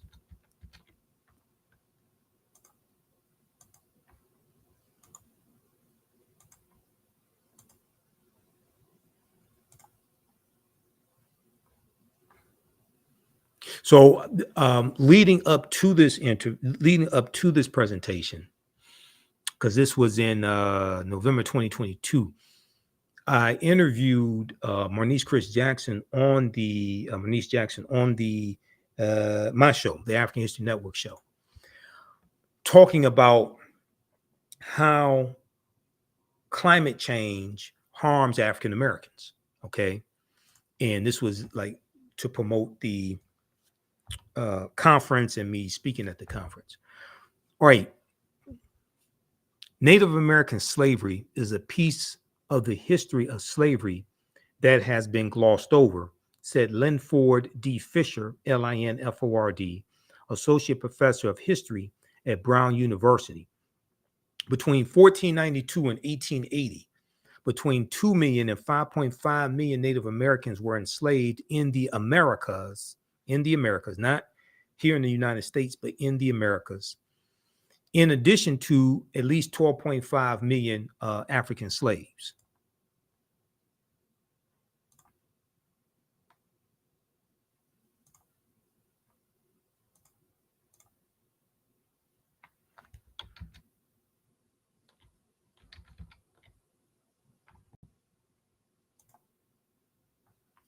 While natives had been forced into slavery and servitude as early as 1636, it was not until King Philip's War that natives were enslaved in large numbers, Associate Professor Linford Fisher wrote in the study. The 1675 to 1676 war pitted Native American leader King Philip, also known as Metacom, not to be confused with Megatron. Okay, that's the Transformers. The Autobots versus the Decepticons. Metacom and his allies against the English colonial settlers. During the war, King Philip's War, New England colonies routinely shipped Native Americans as slaves to Barbados, Bermuda, Jamaica, the Azores, Spain, and Tangier in North Africa. Professor Linford Fisher said, while Africans who were enslaved did not know where they would be taken, Native Americans understood that they could be sent to Caribbean plantations and face extremely harsh treatment far from their homes and communities, according to the study. Fear of this fate spurred some Native Americans to pledge to fight to the death, while others surrendered, hoping to avoid being sent overseas, the study found. Professor Linford Fisher's study, entitled Why Shall We Have Peace to Be Made Slaves, Indian Surrenderers During and After King Philip's War, appears in the journal Ethnohistory, a volume devoted to scholarship on indigenous slavery in the New World. Native American enslavement was documented in colonial correspondence, shipping records, court cases, town records, colonial government orders, and petitions from colonists to the British government. Check out this piece. This is from brown.edu, Brown University, brown.edu, February 15th, 2017. It's called Colonial Enslavement of Native Americans, included those who surrendered to. And then Bacon's Rebellion was taking place in the Virginia colonies 1675, 1676, around the same time that King Philip's War was taking place. All right, now, okay, so how you all like this type of information? Give us a thumbs up, give us a heart, give us a like on this broadcast. Hope you're learning a lot. You can register for the 10-week online history course that I teach, where we deal with thousands of years of history and what leads up to the transatlantic slave trade taking place. I teach the class normally on Saturdays, 2 p.m. Eastern Standard Time. Visit our website, AfricanHistoryNetwork.com, AfricanHistoryNetwork.com. Register for the class. Ancient Kemet, the Moors, and the Ma'afa. Kemet's one of the original names for Egypt. Ancient Kemet, the Moors, and the Ma'afa. Understanding the transatlantic slave trade, what they didn't teach you in school. We have the lesson plans here for all 10 classes, actually 11, because we did an intro. We did the first class, we did an intro. So we have 11 weeks planned. You could download the lesson plan here. It lays out the content of each class. Click right here to register. As soon as you register, you can start watching the previous classes and join us for the next classes, March 16th, March 23rd, April 30th, and April 6th. All the sessions are archived and recorded. You can go back and watch it anytime. You can also support the African History Network, $ the AHN show, through Cash App. This is our 14th year anniversary of me broadcasting the African History Network show. I started March 10th, 2010. A lot of people didn't think I'd still be around this long. Started March 10th, 2010 on the Harambe Radio Network. And I've done nationally syndicated radio on the Empowerment Radio Network. I've done terrestrial radio here on 910 AM Superstation WFDF. I was on that radio station 7 years. Did Blog Talk Radio. Even before I went to the Empowerment Radio Network, we were doing Blog Talk Radio Thursdays, 8 p.m. to 11 p.m. Eastern Standard Time for a number of years. So I'm a 14-year radio veteran, done local radio, nationally syndicated radio, internet radio, pretty much done it all.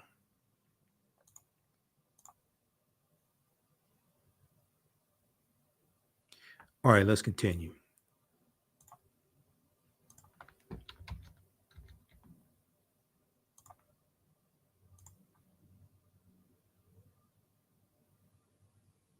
Let's go back to this here. Let's go back to the PowerPoint presentation.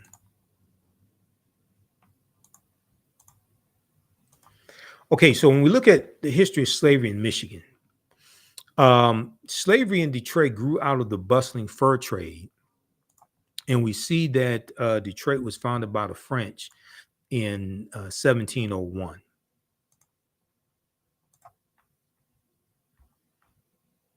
Also, we see that in Detroit, there were Native American slaves as well. And at this time, Native American slaves local to the region outnumbered their African American counterparts in Detroit. Now, the early censuses posted by Professor Tia Miles, and her students reveal the number of slaves steadily increased through the years. Records from 1773, which is 2 years before the American Revolutionary War started in 1775. Records from 1773 show there was 73 slaves in Detroit. Okay, not 7,000, not 70,000, 73. By 1782, the number had more than doubled to 170. Okay, not 170,000, 170. Even after the Northwest Ordinance took effect in 1787, clearly prohibiting slavery, and the Northwest Ordinance stated neither slavery nor involuntary servitude shall exist in the territory, slaveholders found loopholes in the language and continued as though nothing had changed. But still, you had very low levels of slavery in the Michigan territory. Now, the language from the 13th Amendment that people think re-enslaved African Americans, that language comes from the Northwest Ordinance of 1787. Okay, in the whole, it did not re-enslave African Americans. It's people don't understand this history that took place. Let's look at the Northwest Ordinance here. So, we'll look at two sources: Senate.gov, which is the official website of the U.S. Senate, and then also Britannica.com. I have an excerpt from the information from Britannica here in the presentation. So we'll come to that in just a second. Now, refuting some long-held stereotypes about the early American North and South, Professor Tia Miles paints a picture of Detroit from about 1760 to 1815, when Native Americans and African Americans were considered property, okay, were slaves. In 1795, the Jay Treaty between the U.S. and Great Britain averted war with England, but it did little to change the status of Detroit's slaves. The treaty did ban the future purchase of slaves, but did nothing to free the nearly 300 people in bondage. So it's 1775. You got 300,000 slaves, not 300,000. You have 300 slaves, I should say. 300 slaves, not 300,000, not 30,000, not 3,000. 300. Read this article, Detroit's Dark Secret Slavery. This is from michigan.umich.edu. This is a University of Michigan. This is from February 19th, 2018. Now, Michigan becomes a state in the Union in 1837. And when it becomes a state in the Union in 1837, in the Michigan State Constitution, they abolished slavery. Now, in 1830, how many slaves did Michigan have in 1830? The 1830 U.S. Census showed 32 slaves in the Michigan territory. 32, not 320,000, but 32. But these numbers dwindled quickly. Michiganders became more critical of slavery, and many began calling for its abolition, the act of officially ending something. So, you had abolitionists here in Michigan. As the Civil War neared, Civil War begins April 12, 1861. As the Civil War neared, some worked in the Underground Railroad to help people escape from slavery. Now, also, don't confuse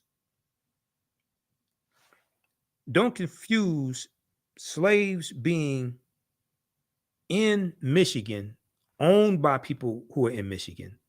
Don't confuse that with slaves coming from the South, going up north on the Underground Railroad, going into hiding in Second Baptist Church, going across the river to Canada. But still, Michigan have very low numbers. Read Michigan in the American Civil War. This is at legislature.mi.gov. This is from the Michigan State Legislature. Michigan in the American Civil War. This is at legislature.mi.michigan.gov. Okay. And Michigan becomes a state in the Union in 1837. Now, also, let me pull this up quickly here.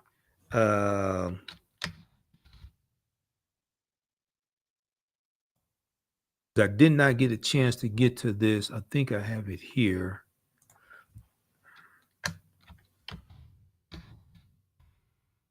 What is that? One of them I looked at. I think it's, let's see, is it this one? Let's close this other presentation now. Michigan, the American Civil War. Let me go to this right quick. Hold on.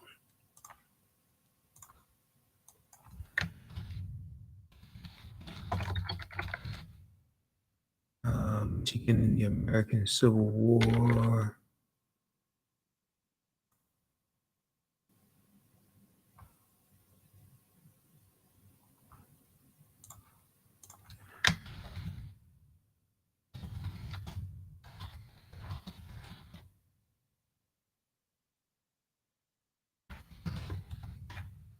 Let's see if we can find this. And the reason why I wanted to pull this up is they talk about the origin of, is it in here? Origin of the word Michigan.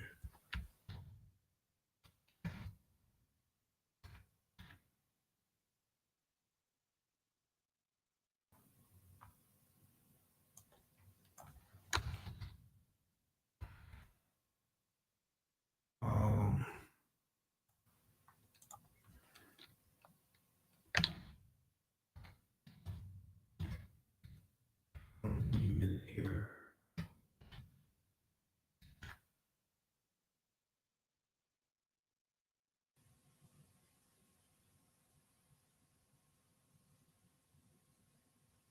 Well, anyway,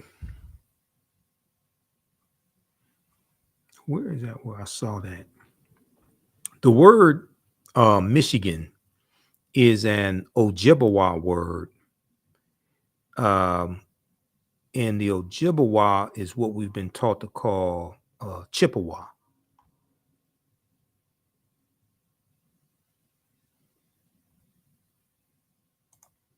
Let me see, is it here?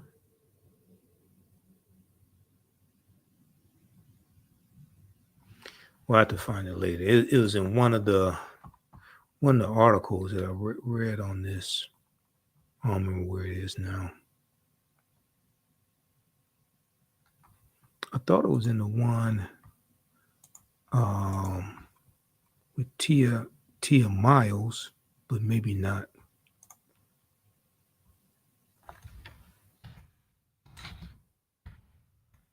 Not there. Oh well, I'll have to find it later. Okay, let's continue.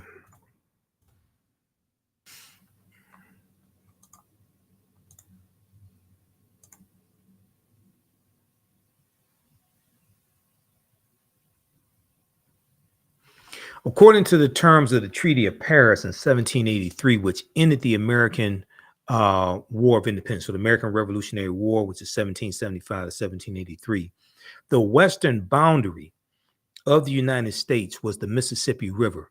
However, the British, wishing to exploit the fur-rich Great Lakes region, refused to evacuate the country. After lengthy negotiations between American and British commissioners, Jay's Treaty was ratified in 1794. One article called for the British to evacuate the region, and a lesser known article directly affected the institution in the Great Lakes region.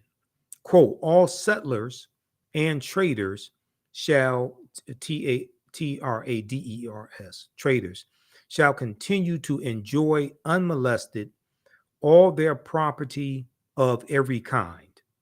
It shall be free to them to sell their houses, lands, or effects, or to retain the property there at their own discretion, end quote. Now, although this treaty seemed to violate the Northwest Ordinance of 1787, which prohibited slavery northwest of the Ohio River, the original settlers in the region were allowed to retain their slaves since they were considered private property. Michigan's territorial judge, Augustus B. Woodward, who Woodward Avenue is named after, Augustus B. Woodward in Detroit, mandated that no new slaves could be introduced into the territory. So he was a territorial judge here in Detroit. He mandated that no new slaves could be introduced into the territory, and gradually those who remained would either be emancipated or die, so that by 1837, when the new constitution, the state constitution of Michigan, was created, there were only 3 slaves residing in the state of Michigan. Not 300,000, not 30,000, not 3,000, but 1, 2, 3.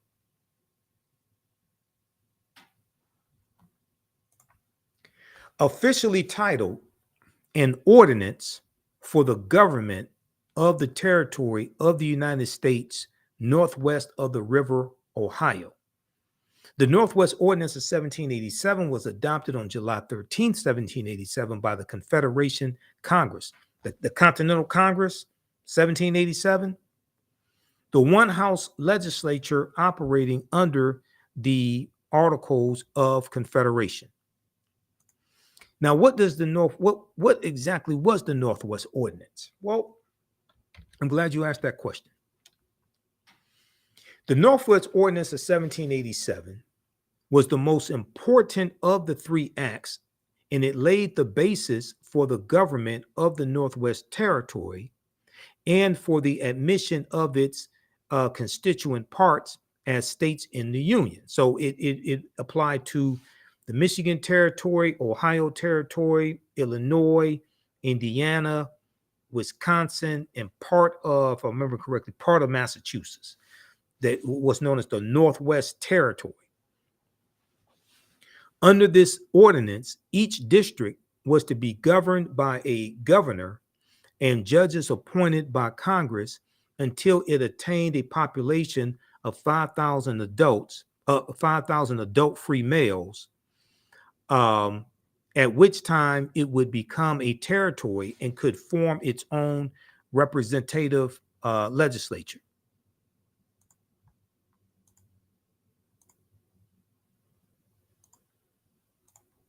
The Northwest Territory must eventually comprise a minimum of 3 and a maximum of 5 states, and an individual territory could be admitted to statehood in the Union after having attained a population of 60,000. Under the ordinance, slavery was forever outlawed from the lands of the Northwest Territory. Freedom of religion and other civil liberties were guaranteed. The resident Indians were promised decent treatment, and education was provided. So this is one of the main reasons why the history of Michigan regarding slavery is different than the South, because the Northwest Ordinance pretty much outlawed slavery. Now, it was they outlawed bringing slaves into the Northwest Territory. You could still, for a period of time, you could still own them, but it prohibited bringing new slaves into the territory. So now the other thing is, the climate in the South is more conducive to growing crops, and the southern states were more dependent upon slave labor to produce the crops, to plant the crops, things like this. Whereas the economy in Michigan wasn't largely based on slave labor. So every state does not have the same history. Okay, so you can't just talk about Michigan and slavery. No, Michigan's history is different. For more information on the Northwest Ordinance, read the piece from Britannica.com on the Northwest Ordinance. Okay, so that's one source for it. Now, also, you can check out archives.gov, U.S. National Archives. A Bill of Rights protecting the Northwest Ordinance. They talk about a Bill of Rights protecting religious freedom, the right to a writ of habeas corpus, the benefit of trial by jury, and other individual rights. In addition, the ordinance encouraged education and forbade slavery. Okay, so this is at archives.gov, the U.S. National Archives, and this is on the Northwest Ordinance also. Now, I want to take a quick look here at a couple of sources here. So just give me a second. Let me pull these up because I have them up here in Firefox.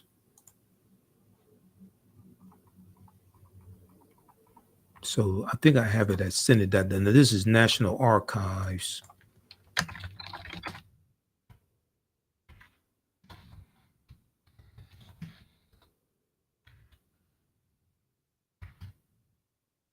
Okay, National Archives, and then we have it also.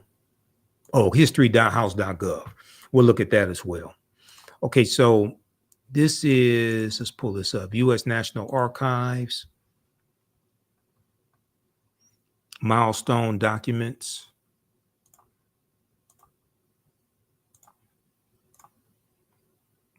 Okay, right here, Northwest Ordinance 1787. They have they show the original document ordinance. Okay, right here. Ordinance for the government of the territory of the United States northwest of the River Ohio. And then it goes through and explains what it is. Okay, so you can read that. In addition, the ordinance encouraged education and forbade slavery.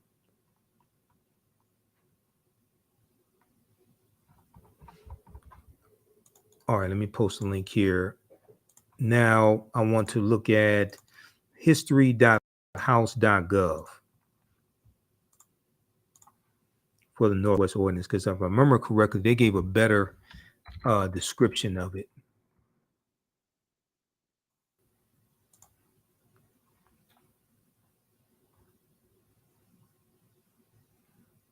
Yeah, they gave a better description. Now, what is house.gov? House.gov is the official website of the U.S. House of Representatives. What is history.house.gov? Okay. History.house.gov is the history section of the U.S. House of Representatives official website. So I go there and do research also, just like there's a history section at Senate.gov. Senate.gov is the official website of the U.S. Senate. So I go there and do research also. Historical highlights: the Northwest Ordinance of 1787, July 13, 1787. Okay, and then it's a picture of Thomas Jefferson. As a member of the Confederation Congress, Thomas Jefferson of Virginia authored the 1784 Northwest Ordinance. In 1787, Thomas Jefferson served as a diplomat to the King of France. Okay, so long story short,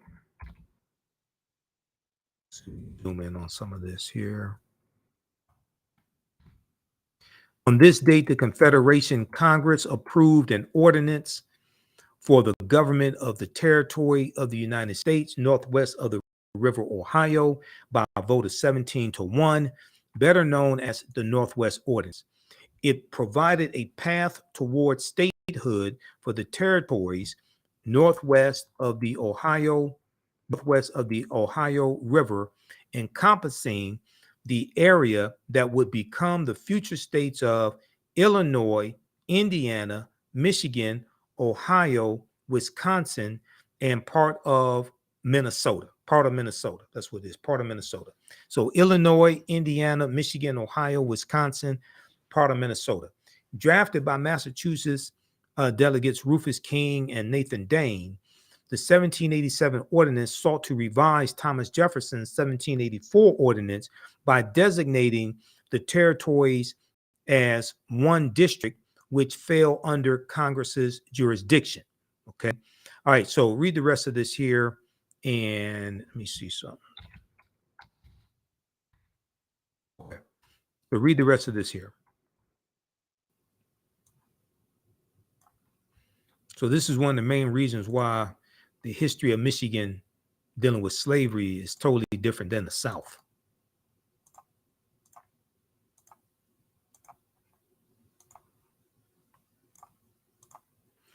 So let's compare Michigan to Mississippi. How many African slaves were in Mississippi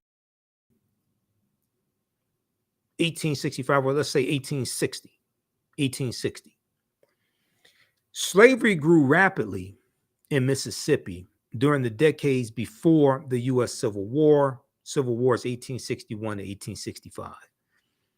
By 1860, Mississippi's enslaved population was well over 430,000 African slaves.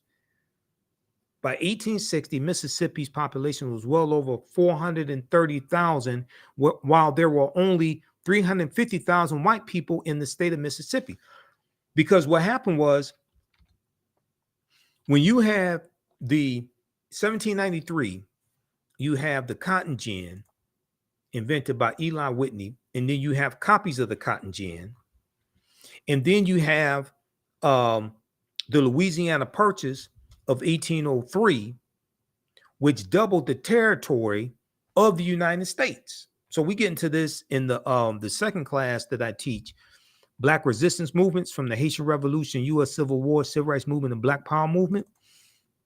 We get into talking about the Louisiana Purchase, because the class starts in 1800 dealing with the Haitian Revolution, which begins in 1791. And we talk about the Louisiana Purchase of 1803. And those two events are connected because France is going almost bankrupt fighting against the Haitians in Haiti, or the French colony of Saint Dominique. So France sells all the land they have here in the U.S., 828,000 square miles of land. They sell that to the U.S. for about $15 million.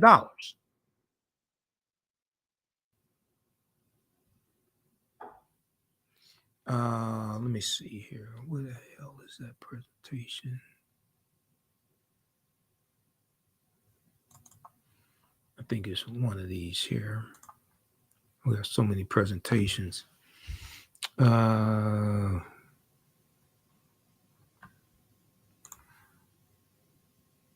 on. I want to pull up this information dealing with the Louisiana Purchase.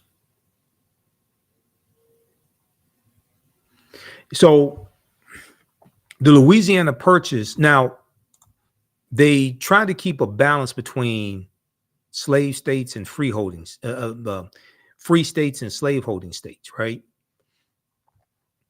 But in the states that did adopt slavery, what it did was it increased the need for slave labor. The Louisiana Purchase, it increased the need for slave labor.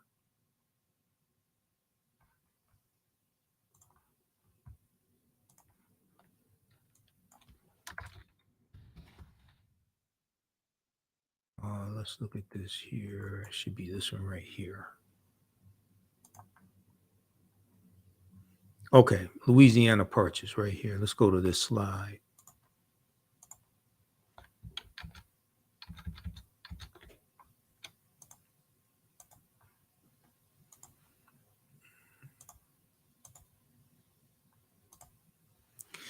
So Louisiana Purchase of 1803 brought into the United States about 828,000 square miles of territory from France, thereby doubling the size of the young republic.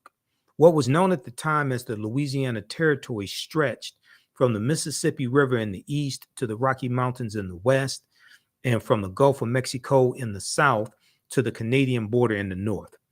Part or all of 15 states were eventually created from the land deal, which is considered one of the most important achievements of Thomas Jefferson's presidency. Now, this was land basically France stole from Native Americans and African people that were here, because if you read Dr. David Imhotep's book, The First Americans Were Africans, Documented Evidence, you know that African people were in this land we call the United States of America even before Native Americans came into existence. But this land here in the darker green, this is made up the territory that the U.S. got from France in the Louisiana Purchase of 1803.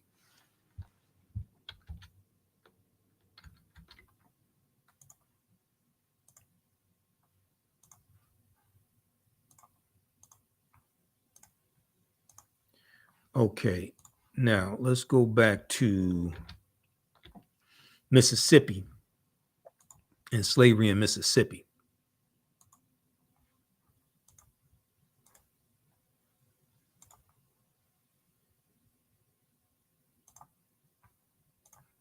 Let's go back to this slide here. Okay, here we go. So in 1860, Mississippi has 430,000 enslaved Africans. Yet most white people were not slaveholders, and even those who were, other than plantation owners, enslaved fewer than 10 people. The state's economy was primarily based on the production of cotton, which depended heavily on enslaved people to provide the necessary labor. So the South is produced somewhere around 1830. The South is producing about 50% of the world's cotton supply. And Mississippi, but if we go to say 1860, Mississippi is one of the top cotton producers in the country, providing a large portion of the world's population of cotton. There was an article, I want to see if I can put my hands on this one. There was an article from history.com that I was looking at in preparation for this presentation that I did a week ago that talks about this. I think this is it here.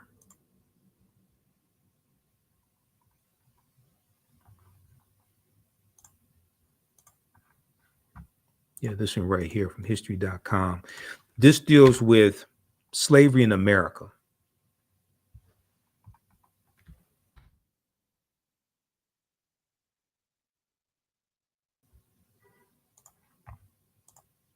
Let's go to this quickly.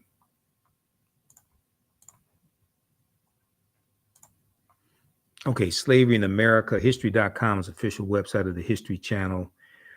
And they talk about new Hershey's Milk Wishes, creamy milk. There's a part in here dealing with cotton, and okay, they talk about the cotton gin.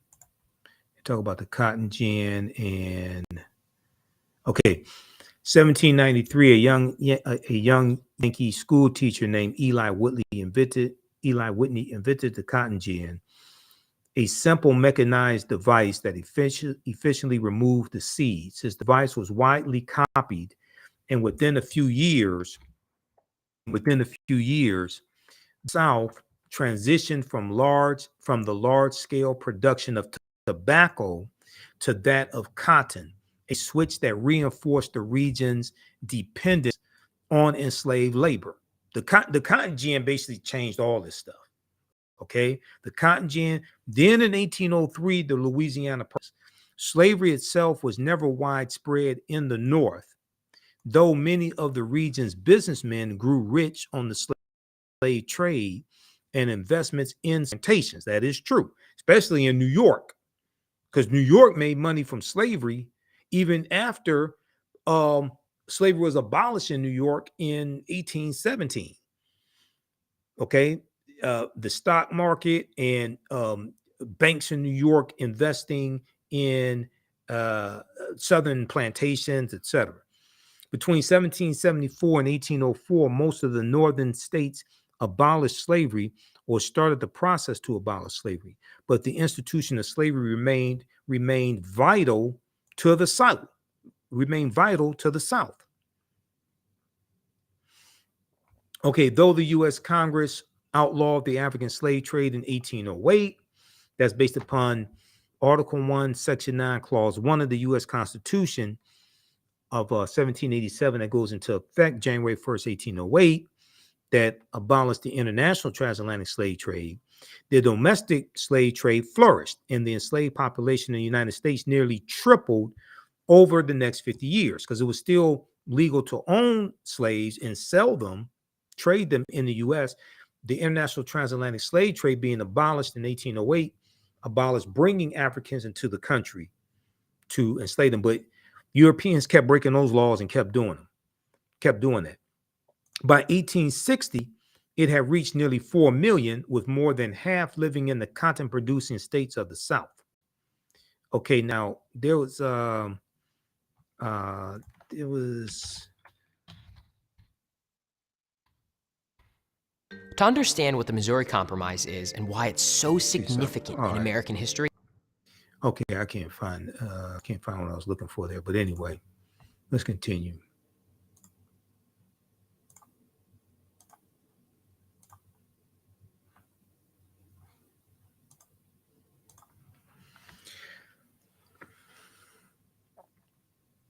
Okay, now the state of Mississippi's economy was primarily based on the production of cotton, which depended heavily on enslaved people to provide the necessary labor. Slavery was as much a social structure, however, as it was an economic system. Most white people believed in the inferiority of those who were enslaved and considered them to be no more than property. Now, let's look at Texas, for instance, right? Texas, June 1865, when Major General Gordon Granger goes into Galveston, Texas, June 19th, 1865. How many enslaved Africans were in Texas? In Texas, slavery had continued as the state experienced no large-scale fighting or significant presence of Union troops. So Texas was a safe haven for slaveholders, okay? And slave owners from surrounding states, Mississippi, Alabama, Georgia, things like this, would take their enslaved Africans and they would flee into Texas. Many enslavers from outside the Lone Star State had moved there as they viewed it as a safe haven for slavery. After the war came to an end, for all practical purposes, generally April 1865, even though the Civil War goes on for about another 16 months until August of 1866, when President Andrew Johnson officially announces the end of the Civil War. And the reason why it continued at a much lesser extent is because April 9th, 1865, when General Robert E. Lee surrenders to General Ulysses S. Grant at Appomattox Courthouse in Virginia, General Robert E. Lee's Confederate Army was the largest Confederate army, but it was not the only Confederate army. You had General Joseph E. Johnston's army of Tennessee. You had Nathan Bedford Forrest's Confederate army, things like this. So even though there were, and there's a good article that deals with this from history.com, that deals with the Civil War. Why the Civil War actually ended 16 months after Lee surrendered. Okay, so check out this article, because in the second class that I teach, we deal with this history. Because it's important to understand, just like it's important to understand history leading up to the transatlantic slave trade, it's extremely important to understand the history leading up to the Civil War starting. Why the Civil War actually ended 16 months after Lee surrendered. For one, things were a little confusing in Texas.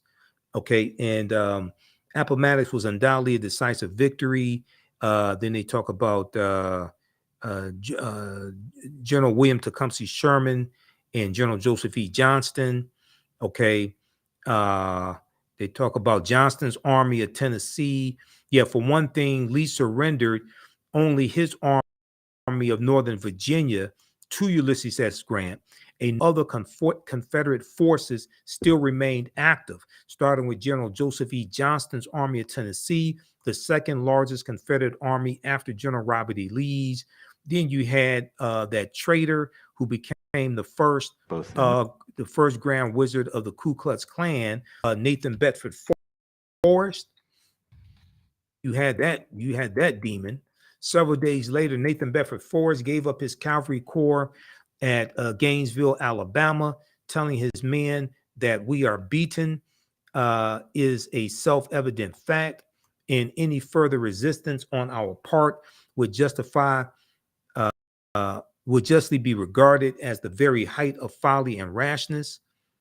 And Nathan Bedford Forrest, the Tennessee state legislature, at the Tennessee State House, they had the bust of this traitor in the Tennessee State Legislature up until about 2021. It was finally removed.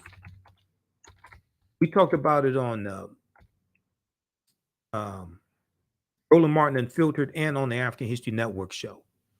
This right here, this article, this is from fox17.com. 2021, they finally removed the bust from this traitor.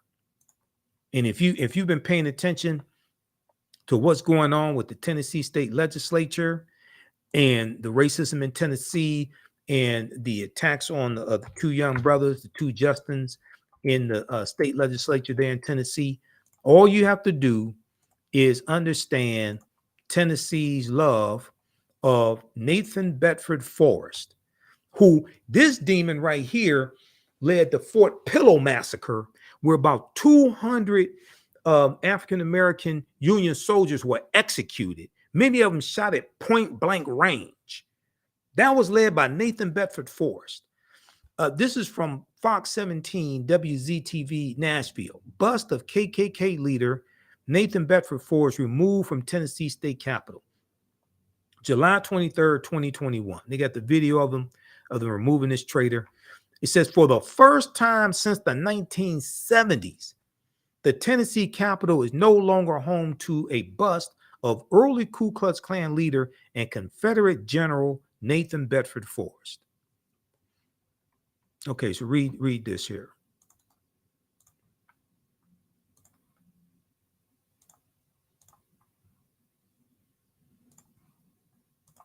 And study the Fort Pillow massacre during the Civil War.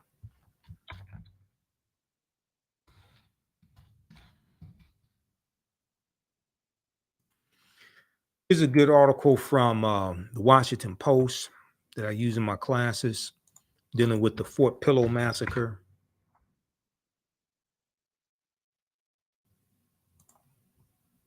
This one right here.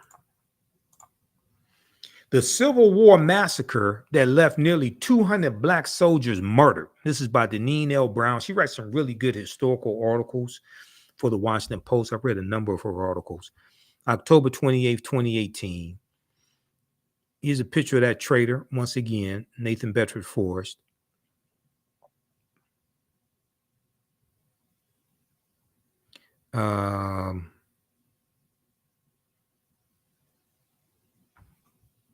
Okay, so they talk about the Fort. I don't have to get into this, but the Confederates, including sharpshooters, unleashed a storm of bullets on the fort, killing Booth, and let me see, who is this? Yeah, Major Lionel F. Booth. As many as 300 Union soldiers, including 200 black soldiers, were killed. Many were shot point blank in the head.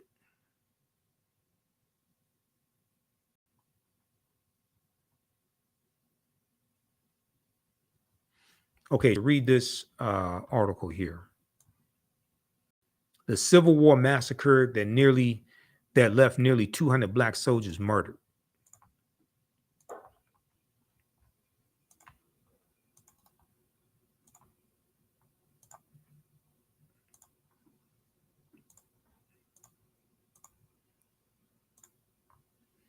Okay, now, okay, wrong presentation. Let's go to this one.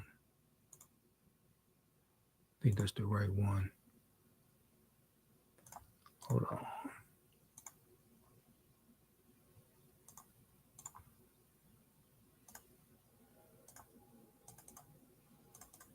Okay, I skipped ahead too far. Let's see. Let's go back right here. Okay, Northwest Ordinance in Texas. All right, so Texas was a safe haven for slave owners. The war came to a close in the spring of 1865. General Gordon Granger's arrival in Galveston, Texas, in June. Okay, and that's why we commemorate June 19th, 1865, when he delivered General Order Number 3 there in Galveston. There were 250,000 enslaved African people in Texas. 250,000 enslaved people in Texas. The history of Michigan is totally different than the history of Texas and Mississippi, Alabama, Georgia, Tennessee, Florida. And when we studied Juneteenth, it was not the last day of slavery. Emancipation Proclamation did not free the slaves. And if you actually go to archives.gov and read the Emancipation Proclamation, it exempted the border states like Maryland, Missouri, Kentucky, and Delaware. They were allowed to keep their slaves. So Maryland did not abolish slavery until November 1st, 1864. There's a good article called from the Washington Post called "The Not Quite Free State." Let me see, what's it called? The Not Quite Free State. Maryland dragged its feet on emancipation during the Civil War. Tennessee didn't abolish slavery until February 22nd, 1865. That's 2 years after the Emancipation Proclamation, January 1st, 1863. Kentucky and Delaware did not abolish slavery until December 18th, 1865, when the 13th Amendment was adopted. Because it's actually going to be the 13th Amendment, which is ratified December 6, 1865, and adopted December 18th, 1865. That's what legally ends chattel slavery, legally frees the slaves. But read this article here, then with Maryland, because in Maryland, they put ending slavery on the ballot and people voted on it, and it almost did not pass. The vote was 30,174 in favor of freeing the slaves, 29,779 against freeing the slaves.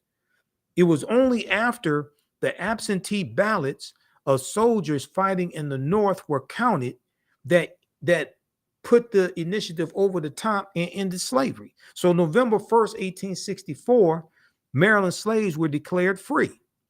No wonder Republicans don't like mail-in ballots and absentee ballots. I'm just kidding. But all right, so read this article here dealing with when slavery ended in Maryland.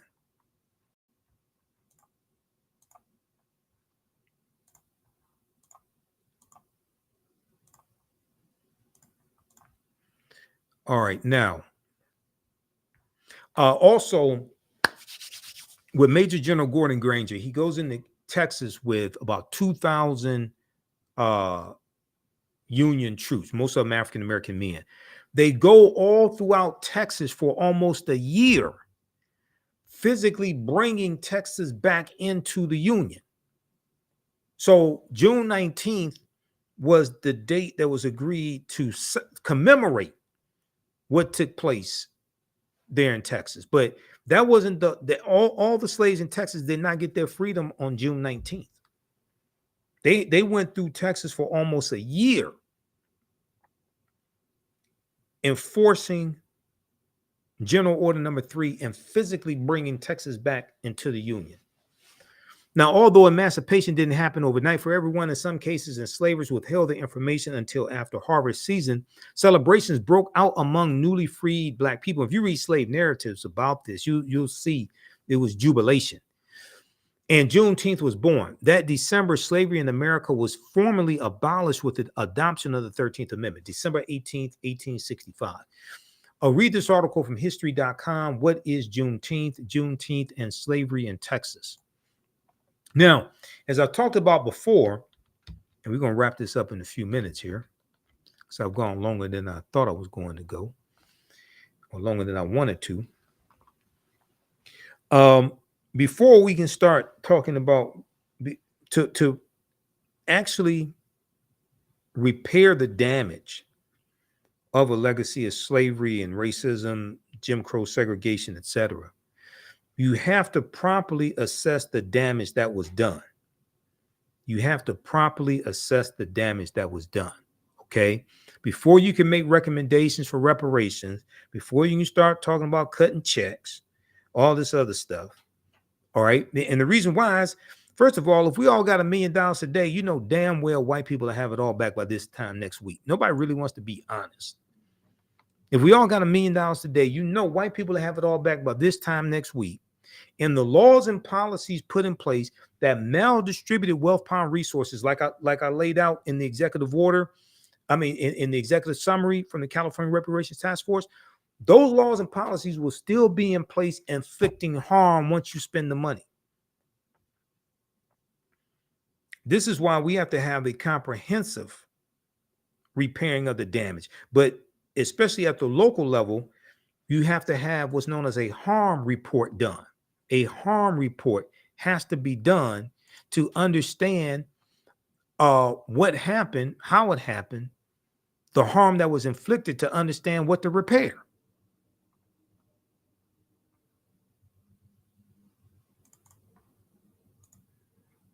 All right, let's continue.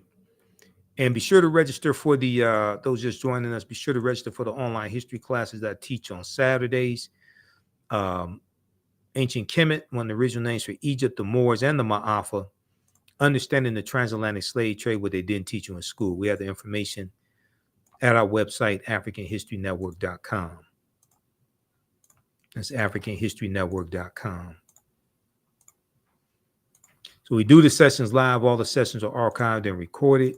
You can go back and watch it anytime, even after the course is over with. You can go back and watch the entire class. Our next classes will be March 6th, Saturday, March 16th, March 23rd, March 30th, April 6th, and we have some classes after April 6th also. So scroll down, just click on register here, and we have our full class lesson plans here that you can download as well for all 10 classes, plus the introduction that I did. We have the class lesson plans here all. All right, let's continue. All right, so I use this type of information. Give us a thumbs up, give us a heart, give a like on this broadcast. This is our 14th year anniversary of me broadcasting the African History Network show, which started March 10th, 2024 as well. So you can also support the African History Network, $ the AHN show through Cash App, $ the AHN show through Cash App. Also through PayPal, paypal.me/the AHN show. And we have the information at our website.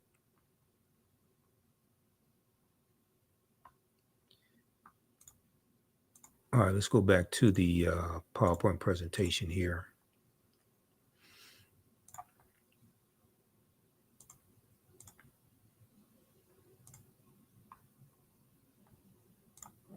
Okay, so assessing the damage. Before you can make recommendations for reparations, you first have to properly assess the damage that was done. This is what the California Reparations Task Force is doing with the 1,000-page final study that was released June 29, 2023. There's a good article from CNN.com. California Reparations Task Force releases final set of recommendations, came out June 29, 2023. A task force examining reparations for Black residents in California released its final report Thursday, June 29, 2023, with more than 115 policy recommendations for how the state should compensate those harmed by slavery and historical atrocities. Recommendations in the landmark report comprised of more than 1,000 pages and included recommendations for reforms linked to healthcare, housing, education, and criminal justice, among other areas. The task force hired a panel of experts, including economists, to calculate what African Americans have endured, what California's African Americans have endured. Through their formula, they determined that an eligible person could be owed up to an estimated $1.2 million, could be owed up to an estimated $1.2 million. The formula includes dollars lost because of race-based health disparities, mass incarceration, housing discrimination, unjust land seizure, and other harms that have had more impacts, that have had major impacts on Black Californians. In the case of monetary reparations, only those individuals who can demonstrate that they are the descendant of either an enslaved African American in the U.S. or a free African American living in the U.S. prior to 1900 should be eligible, the report says. Now, that when we look at the executive summary, that is on page 41 of the executive summary. And let me pull this up here. Let's go back to this. Now, the reason why they had this structured that way is because race-based policies are illegal in the state of California. Race-based policies are also illegal at the federal level, but they're illegal in the state of California. And on page 41, here in the executive summary, it lays this out. Let me see, page 41.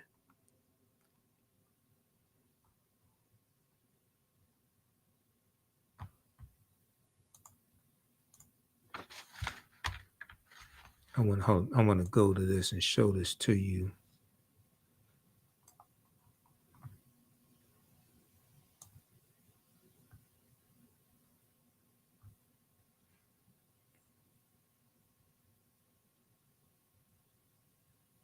Okay, let's see. It's right in here. That's 42. Let's go to 41. Okay, yeah, 1900 right here. Okay, so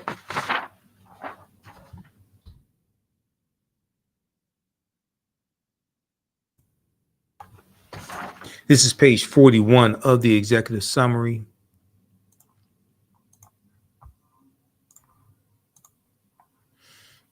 The task force voted to recommend that only those individuals who are able to demonstrate that they are the descendant of either an enslaved African American in the United States or a free African American living in the United States prior to 1900 be eligible for monetary reparations. Be eligible for monetary reparations.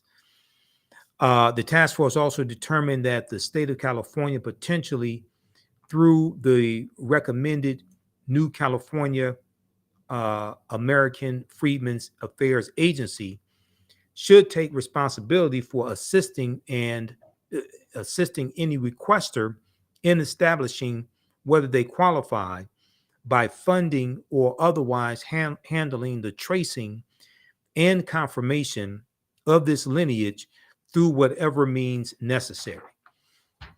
Okay, so they had to do it by lineage because race-based policies are illegal in the state of California. meaning that it's illegal to have policies for only one race of people. Now, federal law is similar to that as well. And that is Title VI of the 1964 Civil Rights Act, Section 601, non-discrimination in federally assisted programs. This is why race-based policies are illegal at the federal level. This is why people thinking that they're just going to get reparations, monetary reparations for all African Americans, and then they say, well, the Japanese got this and that, but they haven't really researched what the Japanese got. This is why none of that's going to happen. At the federal level, at best, they're going to do it by lineage, but that's not going to, some people are going to be left out. Title VI of the 1964 Civil Rights Act, non-discrimination in federally assisted programs. What does it say? Section 601. No person in the United States shall, on the ground of race, color, or national origin, be excluded from participation in, be denied the benefits of, or be subjected to discrimination under any program or activity receiving federal financial assistance. This is at archives.gov, U.S. National Archives. This is why race-based policies, you got these people out here, we want race-specific policies. We only want policies for Black people. Who the hell told you some stupid nonsense like that? Y'all listen to a bunch of idiots. That's illegal. Okay? Anybody lying to you telling you that, I don't know what to tell you. You got a bunch of dumbasses on social media just putting stuff out here. They can't cite no sources, just make stuff up. Okay? And then when they have a head-on collision with the truth, they don't know what to do. Now, you'll have people who say, well, the Japanese got this. Okay, well, let's look at what the Japanese got. I'm glad you brought that up.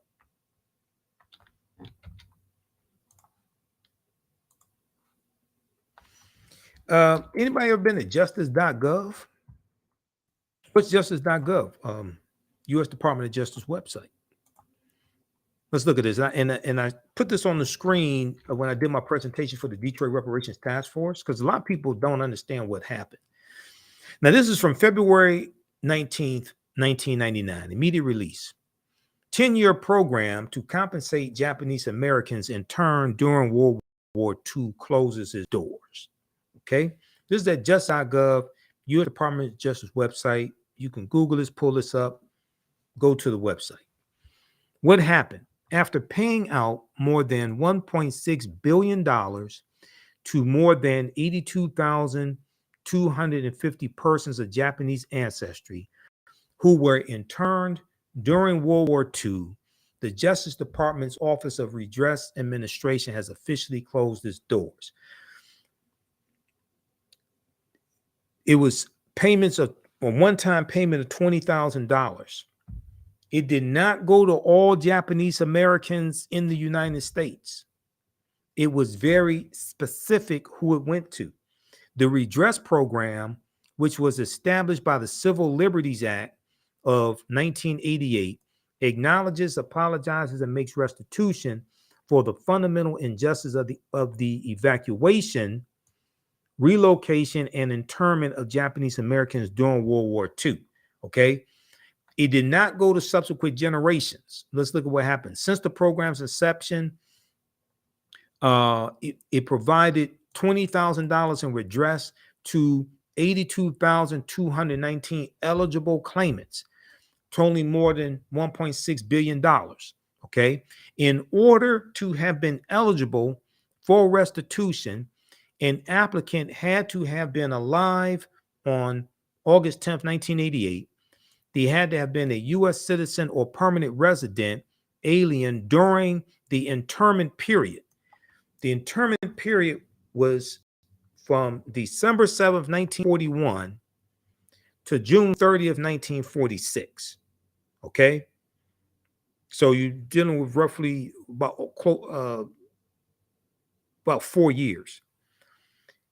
They had to be a person of Japanese ancestry or the spouse or parent of a person of Japanese ancestry, and evacuated, relocated, interned, or otherwise deprived of liberty or property as a result of federal government action during the internment period and based solely on their Japanese ancestry. This did not apply to subsequent generations of Japanese Americans. This applied to those who were put into internment camps, those who were forced to be relocated, or if they were the spouse of, say you had a white woman married to a Japanese man, and then the family is put into an internment camp because they don't want to be separated. So the family is put into an internment camp, okay? But that wasn't for subsequent generations, for people who weren't born during this period of time and weren't put into internment camps and didn't have to flee. It was very specific. It did not apply to all Japanese Americans. So read the rest of this here. Okay, I'm going to post the link. Then then there's another document that I want to cite very quickly, because this goes into more detail of what happened. Now, this is from National Library of Medicine. National Library of Medicine. And this deals with the Japanese American wartime incarceration, examining the scope of racial trauma.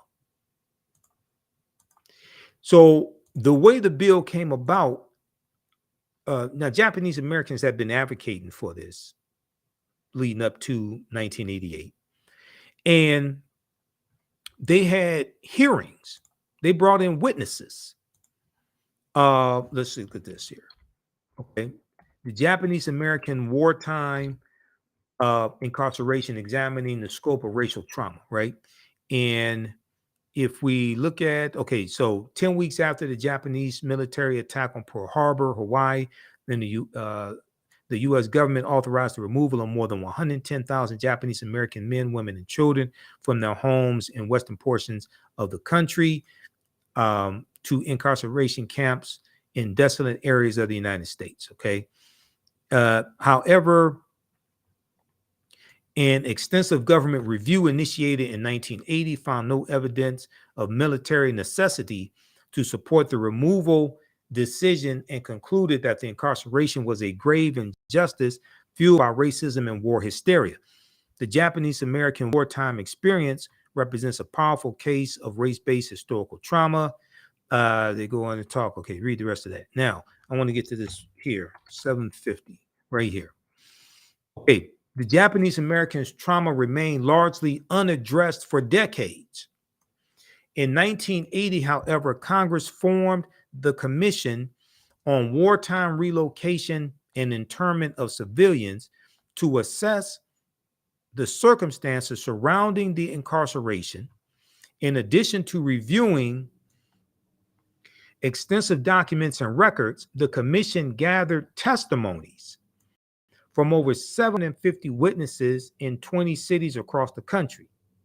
Many of those who testified were former incarcerees who, for the first time since the war, spoke of the suffering they endured. So they brought in witnesses. They had congressional hearings. They brought in witnesses. They interviewed witnesses to give firsthand accounts of what happened to them and the long-term effects of being in those internment camps. The commission concluded that the incarceration was a grave injustice and recommended that Congress issue a public written apology along with a one-time payment of $20,000 to each surviving incarceree. More than 40 years after the war, the Civil Liberties Act of 1988 was signed into law, and it was signed into law by President Ronald Reagan and followed the commission recommendations. Now, as I stated, race-based policies are illegal at the federal level. That's Title VI of the 1964 Civil Rights Act. Go to archives.gov and read it. The other problem that you have is all of the last of the former slaves died in the 1950s. All of the last of the former slaves died in the 1950s. So you don't have witnesses that were actually in slavery who can testify. Now you do have slave narrative. You do have interviews that were done with former slaves in about the 1930s and 40s by the federal government, but you don't have live witnesses like you did with the Japanese. They interviewed people who they interviewed 750 witnesses who were actually put into the internment camps or had to evacuate. They were there. Okay. That's why I said, all things considered, in the climate that we're in this country, need to take those 115 policy recommendations from the California Reparations Task Force, craft policies at the federal, state, and local level, especially federal and state, to get those bills passed. Take the term reparations off of anything you actually want to get passed, especially if white people have to vote for it. Because the other thing is, most of Americans, 2/3 of Americans are against reparations. This right here. This comes from an article from the Associated Press, apnews.com. Japanese Americans won redress, fight for Black reparations. So it talks about how you have groups of Japanese Americans who are siding with African Americans for us to actually get reparations. But in the article, it says only 30% of U.S. adults surveyed by Pew Research Center in 2021 supported reparations for slavery in some way for descendants of formerly enslaved people. 77% of whom were Black Americans. Support among Latinos and Asians was 39% and 33% respectively. 39% for Latinos, 33% for Asian Americans. And white Americans had the lowest rate of support for reparations at 18%. Surprise, surprise, surprise.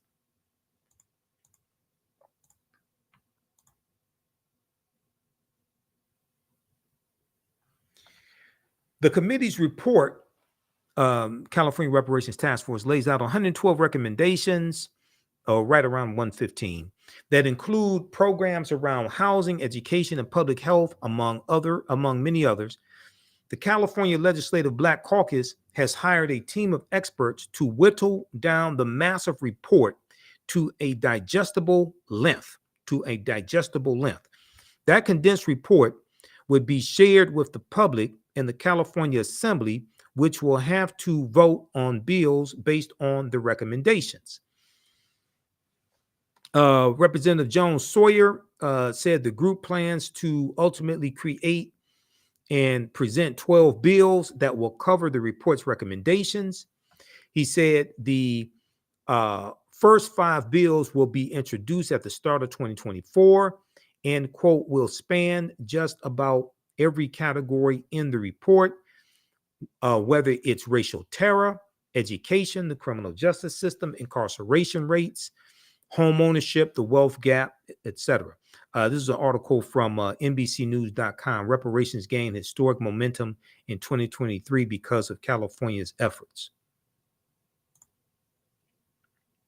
So what really needs to happen, especially at the federal level, is to shift the focus from talking about slavery to focusing on present day structural inequities and deal with the laws and policies put in place and deal with the history that created those structural inequities and trace that back to slavery.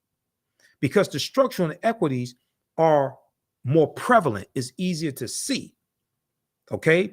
This greater documentation is more prevalent. Deal with the laws and policies put in place that created the structural inequities and continues to perpetuate them. Trace that back to a history of slavery if it applies to slavery. Segregation, redlining, housing discrimination, etc. And then craft policies to address the present day structural inequities because they are the legacy of slavery in many cases. And you have to show how these policies, so remove reparations from the discussion. I would take the term, like I said, take the term reparations off of anything that you actually want to get passed, especially white people have to vote for it, and focus on the policies that are designed to repair the damage. Show how these policies are beneficial for everyone, not just African Americans, since most of the people who have to vote for these policies are not African Americans. In some cases, most of the people who have to vote for them are white.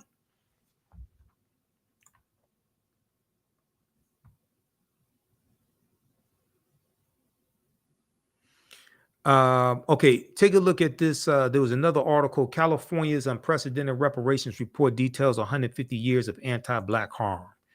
There was an article from NBCnews.com, June 1st, 2022 on this. Now, the California Reparations Task Force lays out 12 areas of harm. Okay, 12 areas of harm. They admit there are more than 12, but they focus on these 12 and then craft policies around these 12 to repair the damage. One, they talk about enslavement. Two, racial terror. Three, political disenfranchisement. Four, housing discrimination. Five, separate and unequal education. Six, racism in environment and infrastructure. Seven, pathologizing the Black family. Eight, control over creative, cultural, and intellectual life. That deals with having like our royalties stolen when it comes to music. Okay, there was an article from Rolling Stone magazine dealing with this. California Reparations Task Force takes on the historic theft of Black art and culture. This piece right here. This is from June 1st, 2022. California Reparations Task Force takes on the historic theft of Black art and culture. Now, this came out when the interim report came out, which was almost 600 pages in 2022. The interim report, nearly 600-page interim report, is the most extensive government issue report on the African American community since 1968, according to the task force chair, since the Kerner Commission report. Okay, this reparations task force report is the most extensive report on African Americans since the 1968 Kerner Commission report. Okay, so in this article, I gotta subscribe. I have so many monthly subscriptions that I have to pay for, but this talks about theft of royalties.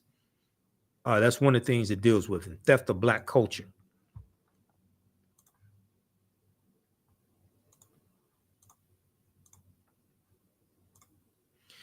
Okay, number 8, control over creative, cultural, and intellectual life. Number 9, stolen labor and hindered opportunity. Number 10, an unjust legal system. Number 11, mental and physical harm and neglect. Number 12, the racial wealth gap and closing the racial wealth gap. So those are the 12 harms that they laid out. Now, when we look at briefly Detroit's history of racism against African Americans, just to highlight a few things, we see 1930, the housing crisis. African Americans in the city of Detroit were systematically shut out of the housing market due to structural racism. Redlining played an integral role in the housing crisis. Racial restrictive covenants, public housing, and lastly, slum removal. The racial restrictive covenants you had in the deeds of white homeowners, it stated that they could only sell that house to another white family. They couldn't sell it to African Americans. So that locked us out of the ability oftentimes to buy homes, even though some of us were able to. A lot more of us were locked out of being able to buy homes, use low interest loans from the Federal Housing Association, use low interest loans from the GI Bill that many of us earned the benefits from like serving in World War II, etc. Being able to acquire homes, and then the homes accumulate in value, accumulate wealth, having that asset to pass down to future generations. Okay, that is housing discrimination. That deals with housing discrimination when it comes to home ownership, and that negatively impacts generational wealth. By 1940, 80% of Detroit's residences abided by racial covenants and thereby restricted Black housing to historically impoverished and dangerous areas based on race. Now, there's a report from the Brookings Institute that deals with the segregation tax. And it talks about the devaluation of assets. It talks about how African American homes are valued at, on average, $48,000 less than comparable white homes. Okay, so we look at this right here from the Brookings Institute. And this is an accumulated loss of wealth of $156 billion.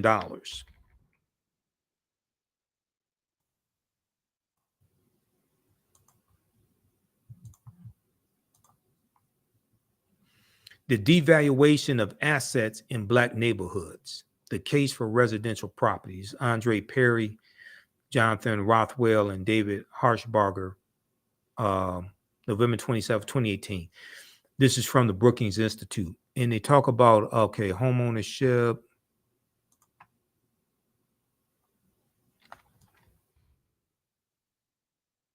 Okay, they talk about redlining. However, for many of its citizens, America deferred that dream for much of the 20th century. The devaluing of Black lives led to segregation and racist federal housing policy through redlining that shut out chances for Black people to purchase homes and build wealth, making it difficult to start and invest in businesses and afford college tuition. Still, home ownership remains a beacon of hope for all people to gain access to the middle class. Though home ownership rates vary considerably between whites and people of color, it's typically the largest asset among all people who hold it. Okay, so then they talk about this right here. What is the cost of racial bias? What is the cost of racial bias? This report seeks to understand how much money majority Black communities are losing in the housing market stemming from racial bias, finding that owner-occupied homes in Black neighborhoods are undervalued by $48,000 per home on average, amounting to $156 billion in cumulative losses. So that drastically impacts the generational wealth and the racial wealth gap. Okay, so read that. It's at the Brookings Institute. The devaluation of assets in Black neighborhoods.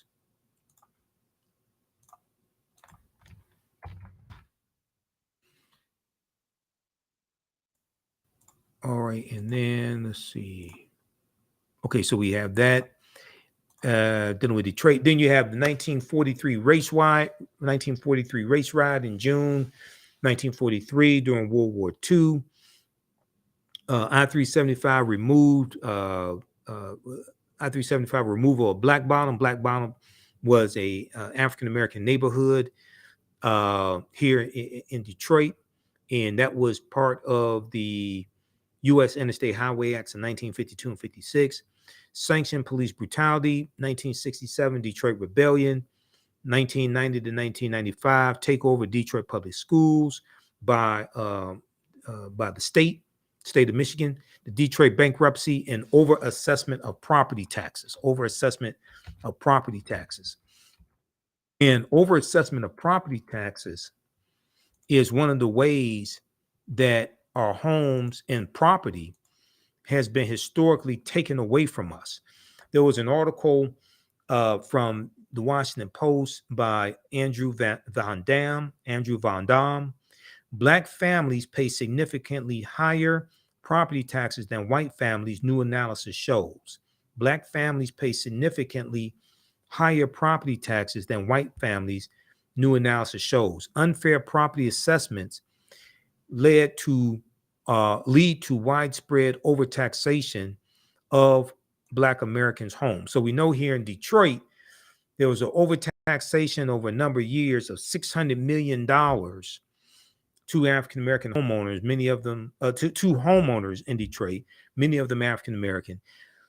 And a lot of those people ended up losing their homes because they couldn't pay the property taxes. State by state, this article says state by state, neighborhood by neighborhood, Black families pay 13% more in property taxes each year than a white family would in the same situation. A massive new data analysis shows Black-owned homes are consistently assessed at higher values relative to their actual sale price than white homes, according to a new working paper by economist Troop Howard of the University of Utah and Carlos Avenancio Leon of Indiana University.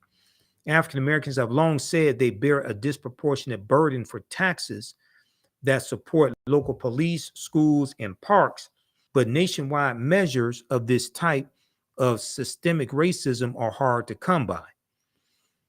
To expose the structural and historical factors behind these discriminatory property tax assessments, the economists analyzed more than a decade of tax assessment and sales data for 118 million homes throughout the country. So they're not isolated incidences. They analyzed more than 118 homes throughout the country. In almost every state, property tax assessments were higher in areas with more Black and Hispanic residents. Okay, so read the rest of this article here. Black families pay significantly higher property taxes than white families, new analysis shows. This is from Washington Post. Okay, and let's go back because I only have a couple more slides left. I want to hurry up and get through this. Rest of this presentation. I ain't planning to be here this long. We need to use studies like this one here from Citigroup Bank. This came out, CBSnews.com had an article dealing with this, and I talked about this when this came out. I did an hour and a half broadcast on it.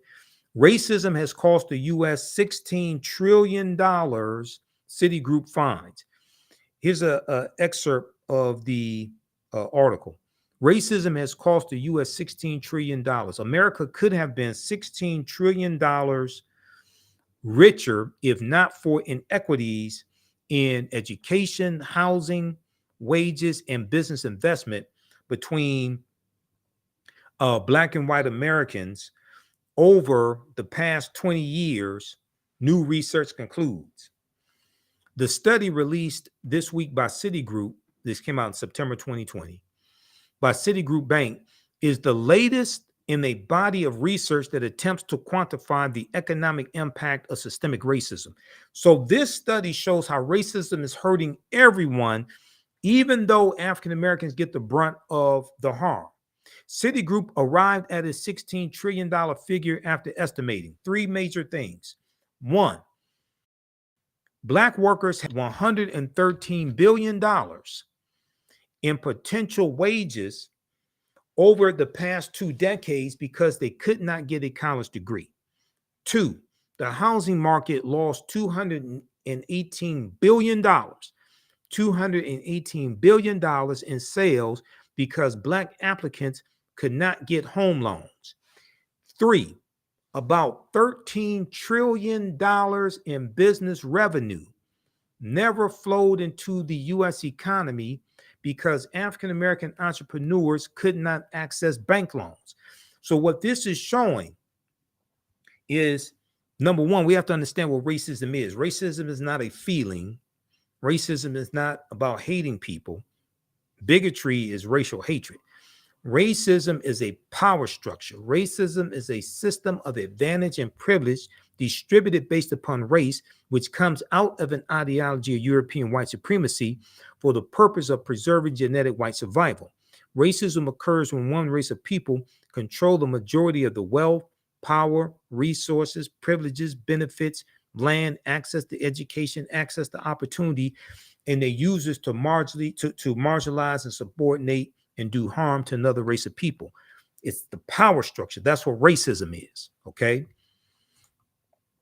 All right. So the study from Citigroup lays out these three areas. Okay. African Americans couldn't get not able to get a college degree, lost $113 billion of potential wages.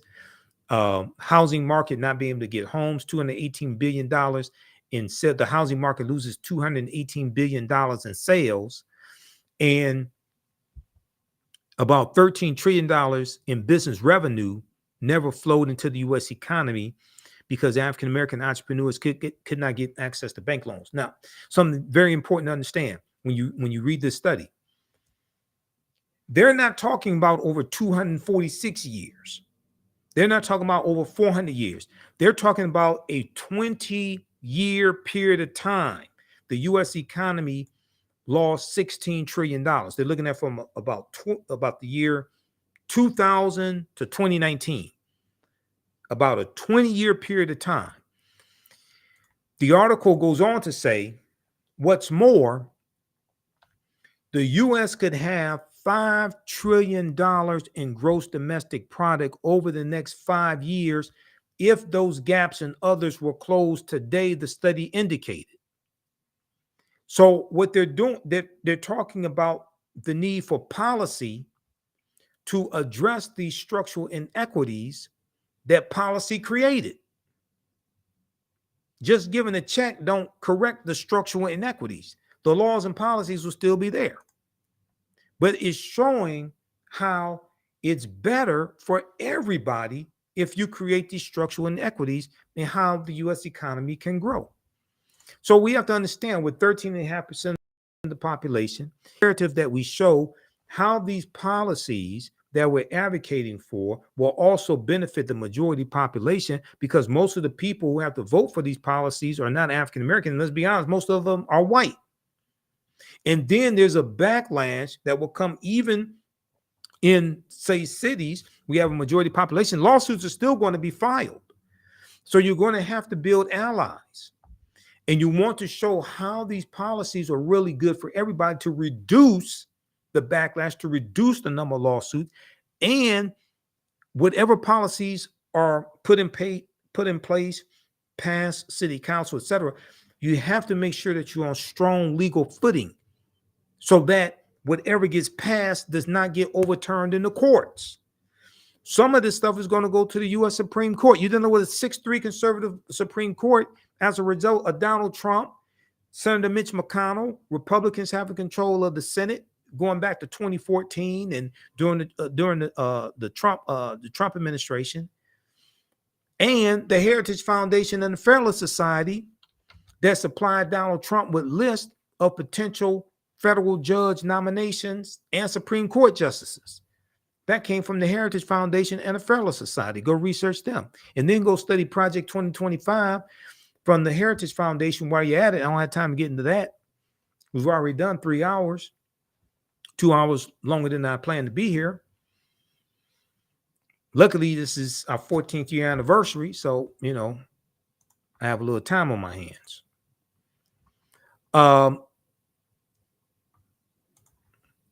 So you have that, and policies that are good for African Americans are good for America in general. Policies that are good for African Americans are good for America in general. When I was on the panel discussion for the Kerner Commission report back in, I think it was April 2023. In preparation for that, they sent us a clip from CNN. It was a segment on CNN dealing with the Kerner Commission report, and it was like the anniversary of it. And they had an interview with the last remaining person who was on. It was 11 member commission, and this guy was a senator. It was a white gentleman who was a U.S. senator, and I forgot his name. He was talking about how he agreed with the findings from the Kerner Commission report. And he said he was explaining this to his father. And he said his father said something to the effect of, so you mean to tell me that you're going to raise my taxes to pay for programs for Black people in the inner city? And his father said, he didn't want that, even though he knew the history that the Kerner Commission report laid out was correct and the conditions, it was accurate and all that. When it's presented as we're going to raise your taxes to pay for these programs for Black people, you're going to lose 11 times out of 10. That's not how to present this. If you want to lose, that's how you do that. If you want to lose, put the term reparations on these policies, especially at the federal level, the House of Representatives, U.S. Senate, you're going to lose 11 times out of 10. As long as white people are the majority population, and 2020 U.S. Census, 50 white people, 57% of the population, and that was the first time that the population of white people dropped below 60% since 1790. Since the first census was taken in 1790.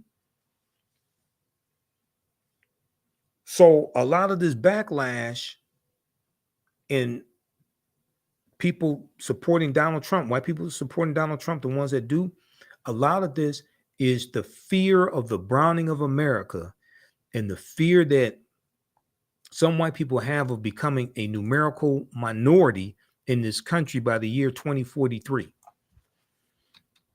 There was an article, this deals with racial anxiety. There was an article from there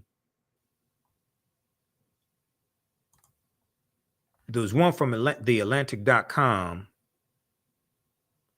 but I can't find that one right now. So we'll look at this one here from the Washington Post. Now, this one from the Washington Post was a few months before the election. The one I want was after the election in 2016. Cultural anxiety. That's how they put it. Cultural anxiety. Okay, let's look at this. This is the one I really want. Yeah, cultural anxiety. Same thing. Is racial anxiety. This is from May 19th, 2017. We probably at Exhibit Z now. All the stuff I've shown you. This right here. This is your last free article. I read so much stuff, and I already have so many paid subscriptions. I'm not taking out one to the Atlantic. It was cultural anxiety that drove white working class voters to Trump. Okay, it wasn't the economy. This is from 2017. This is from May 9th, 2017. It was cultural anxiety that drove white working class voters to Trump. A new study finds that fear of societal change, not economic pressure, motivated votes for Donald Trump among non-salaried workers without college degrees. This explains how a lot of auto workers, a lot of white auto workers, especially white male auto workers, supported Donald Trump in 2016, even though Donald Trump was against the unions. He was against the UAW. He was against when President Obama and Joe Biden and Congress bailed out General Motors and Chrysler. Trump was against the bailout. Trump said they should just let those they should just let those companies fail, let them file for bankruptcy. He said those companies should move their plants to the South, because in a lot of southern states, they don't have unions. He said they should move their plants to the South, okay, where they don't have unions, and then the employees will be forced to take what the companies pay them. Now, this is what Trump said. And some of these dumbasses still voted for him because it was racial anxiety and cultural anxiety. It wasn't economic issues. That's what they were fearing. They saw Donald Trump as the great white hope.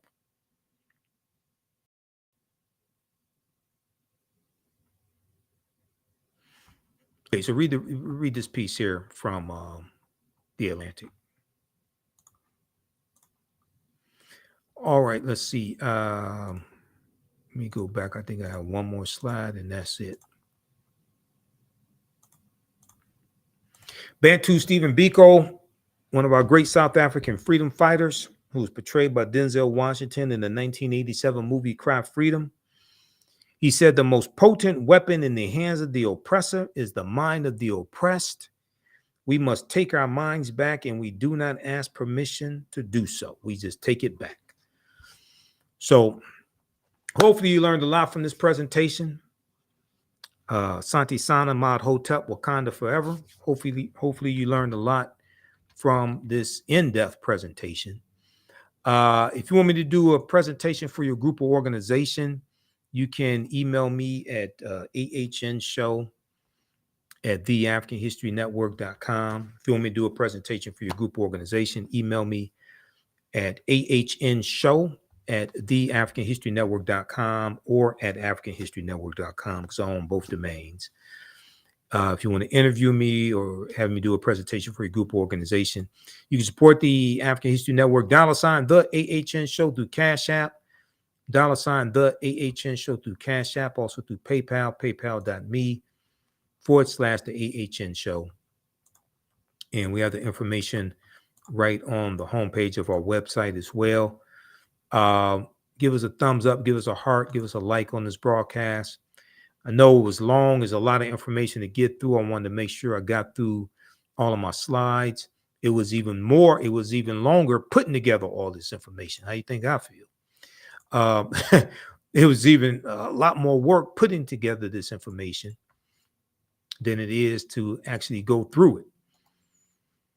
And be sure to register for the online history courses that I teach on Saturdays, 2 p.m. Eastern Standard Time. Ancient Kemet, the Moors, and the Ma'afa. Understanding the transatlantic slave trade. We deal with thousands of years of history and what leads up to the transatlantic slave trade taking place. We have in digital download format, we have a 15 lecture bundle of mine. This has 15 of my presentations, digital download format. This is on sale, $75. It's listed here. It's right on the homepage of our website when you scroll down, but it lists all the lectures that you get. Okay, so you can download these and keep them. You don't have to wait on me to ship DVDs. If you want it in DVD format, it's $100. It's a $150 value. Okay, that is African History Awakens the African Mind for Mental Death. That is a digital download bundle pack that I put together.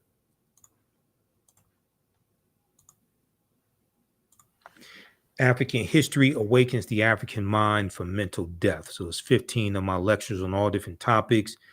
The film Black Panther, Dr. King, Malcolm X, African history, politics, 6 principles of political self-defense, how policy impact economic conditions of African Americans, the 13 forms of wealth, keys to entrepreneurship and economic empowerment.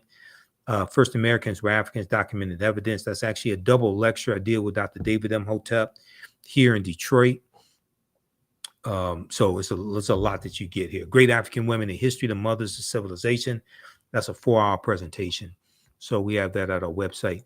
But what I was looking for is right here. This deals with our online history class. And it's a visual class. We deal with 80 to 100 articles. It's 200 There's 200 slides, over 200 slides in the class, 80 to 100 articles. I put together this class, developed the curriculum. There are 15 books that we reference. You don't have to buy any of the books to follow along in class. I'll show you excerpts of the books on the screen. The video clips of interviews I've done with historians like Professor James Small, Professor Kabahai Watakamane, Tony Browder, Renoko Rashidi, and more. So we teach the class Saturdays. Next classes are Saturdays, March 16th, March 23rd, March 30th, April 6th. And we have some sessions after that. 2 p.m., we usually go to about 5 p.m. Eastern Standard Time. Ancient Kemet, the Moors, and the Ma'afa, Understanding the Transatlantic Slave Trade, what they didn't teach you in school. Click right here to register for the classes on sale, $80. Even after the course is over with, you can go back and watch the entire class. So you don't lose access to it. The content is PG-13, so you can use this with your children also, okay? All right, so thanks for tuning in to this 14th year anniversary of the African History Network show. First started March 10th, 2010. So time has gone by quickly. It's been a lot of work and interviewed a ton of people. So we'll have open lines probably next Sunday. We'll have open lines through our Blog Talk Radio channel for people to call in. For this show, I had to get through this presentation. I had a lot to cover. All right. So, but it's been a great ride and learned a lot. Spoken in different cities. There's a lot of work also. So you can help support us if you like this type of information. If you learned anything today, we definitely need your support as well, and register for the online history classes. Okay. All right. Remember, right now is correct your own behavior. It's not over till we win. Wakanda forever. And we'll talk to you next time. Peace.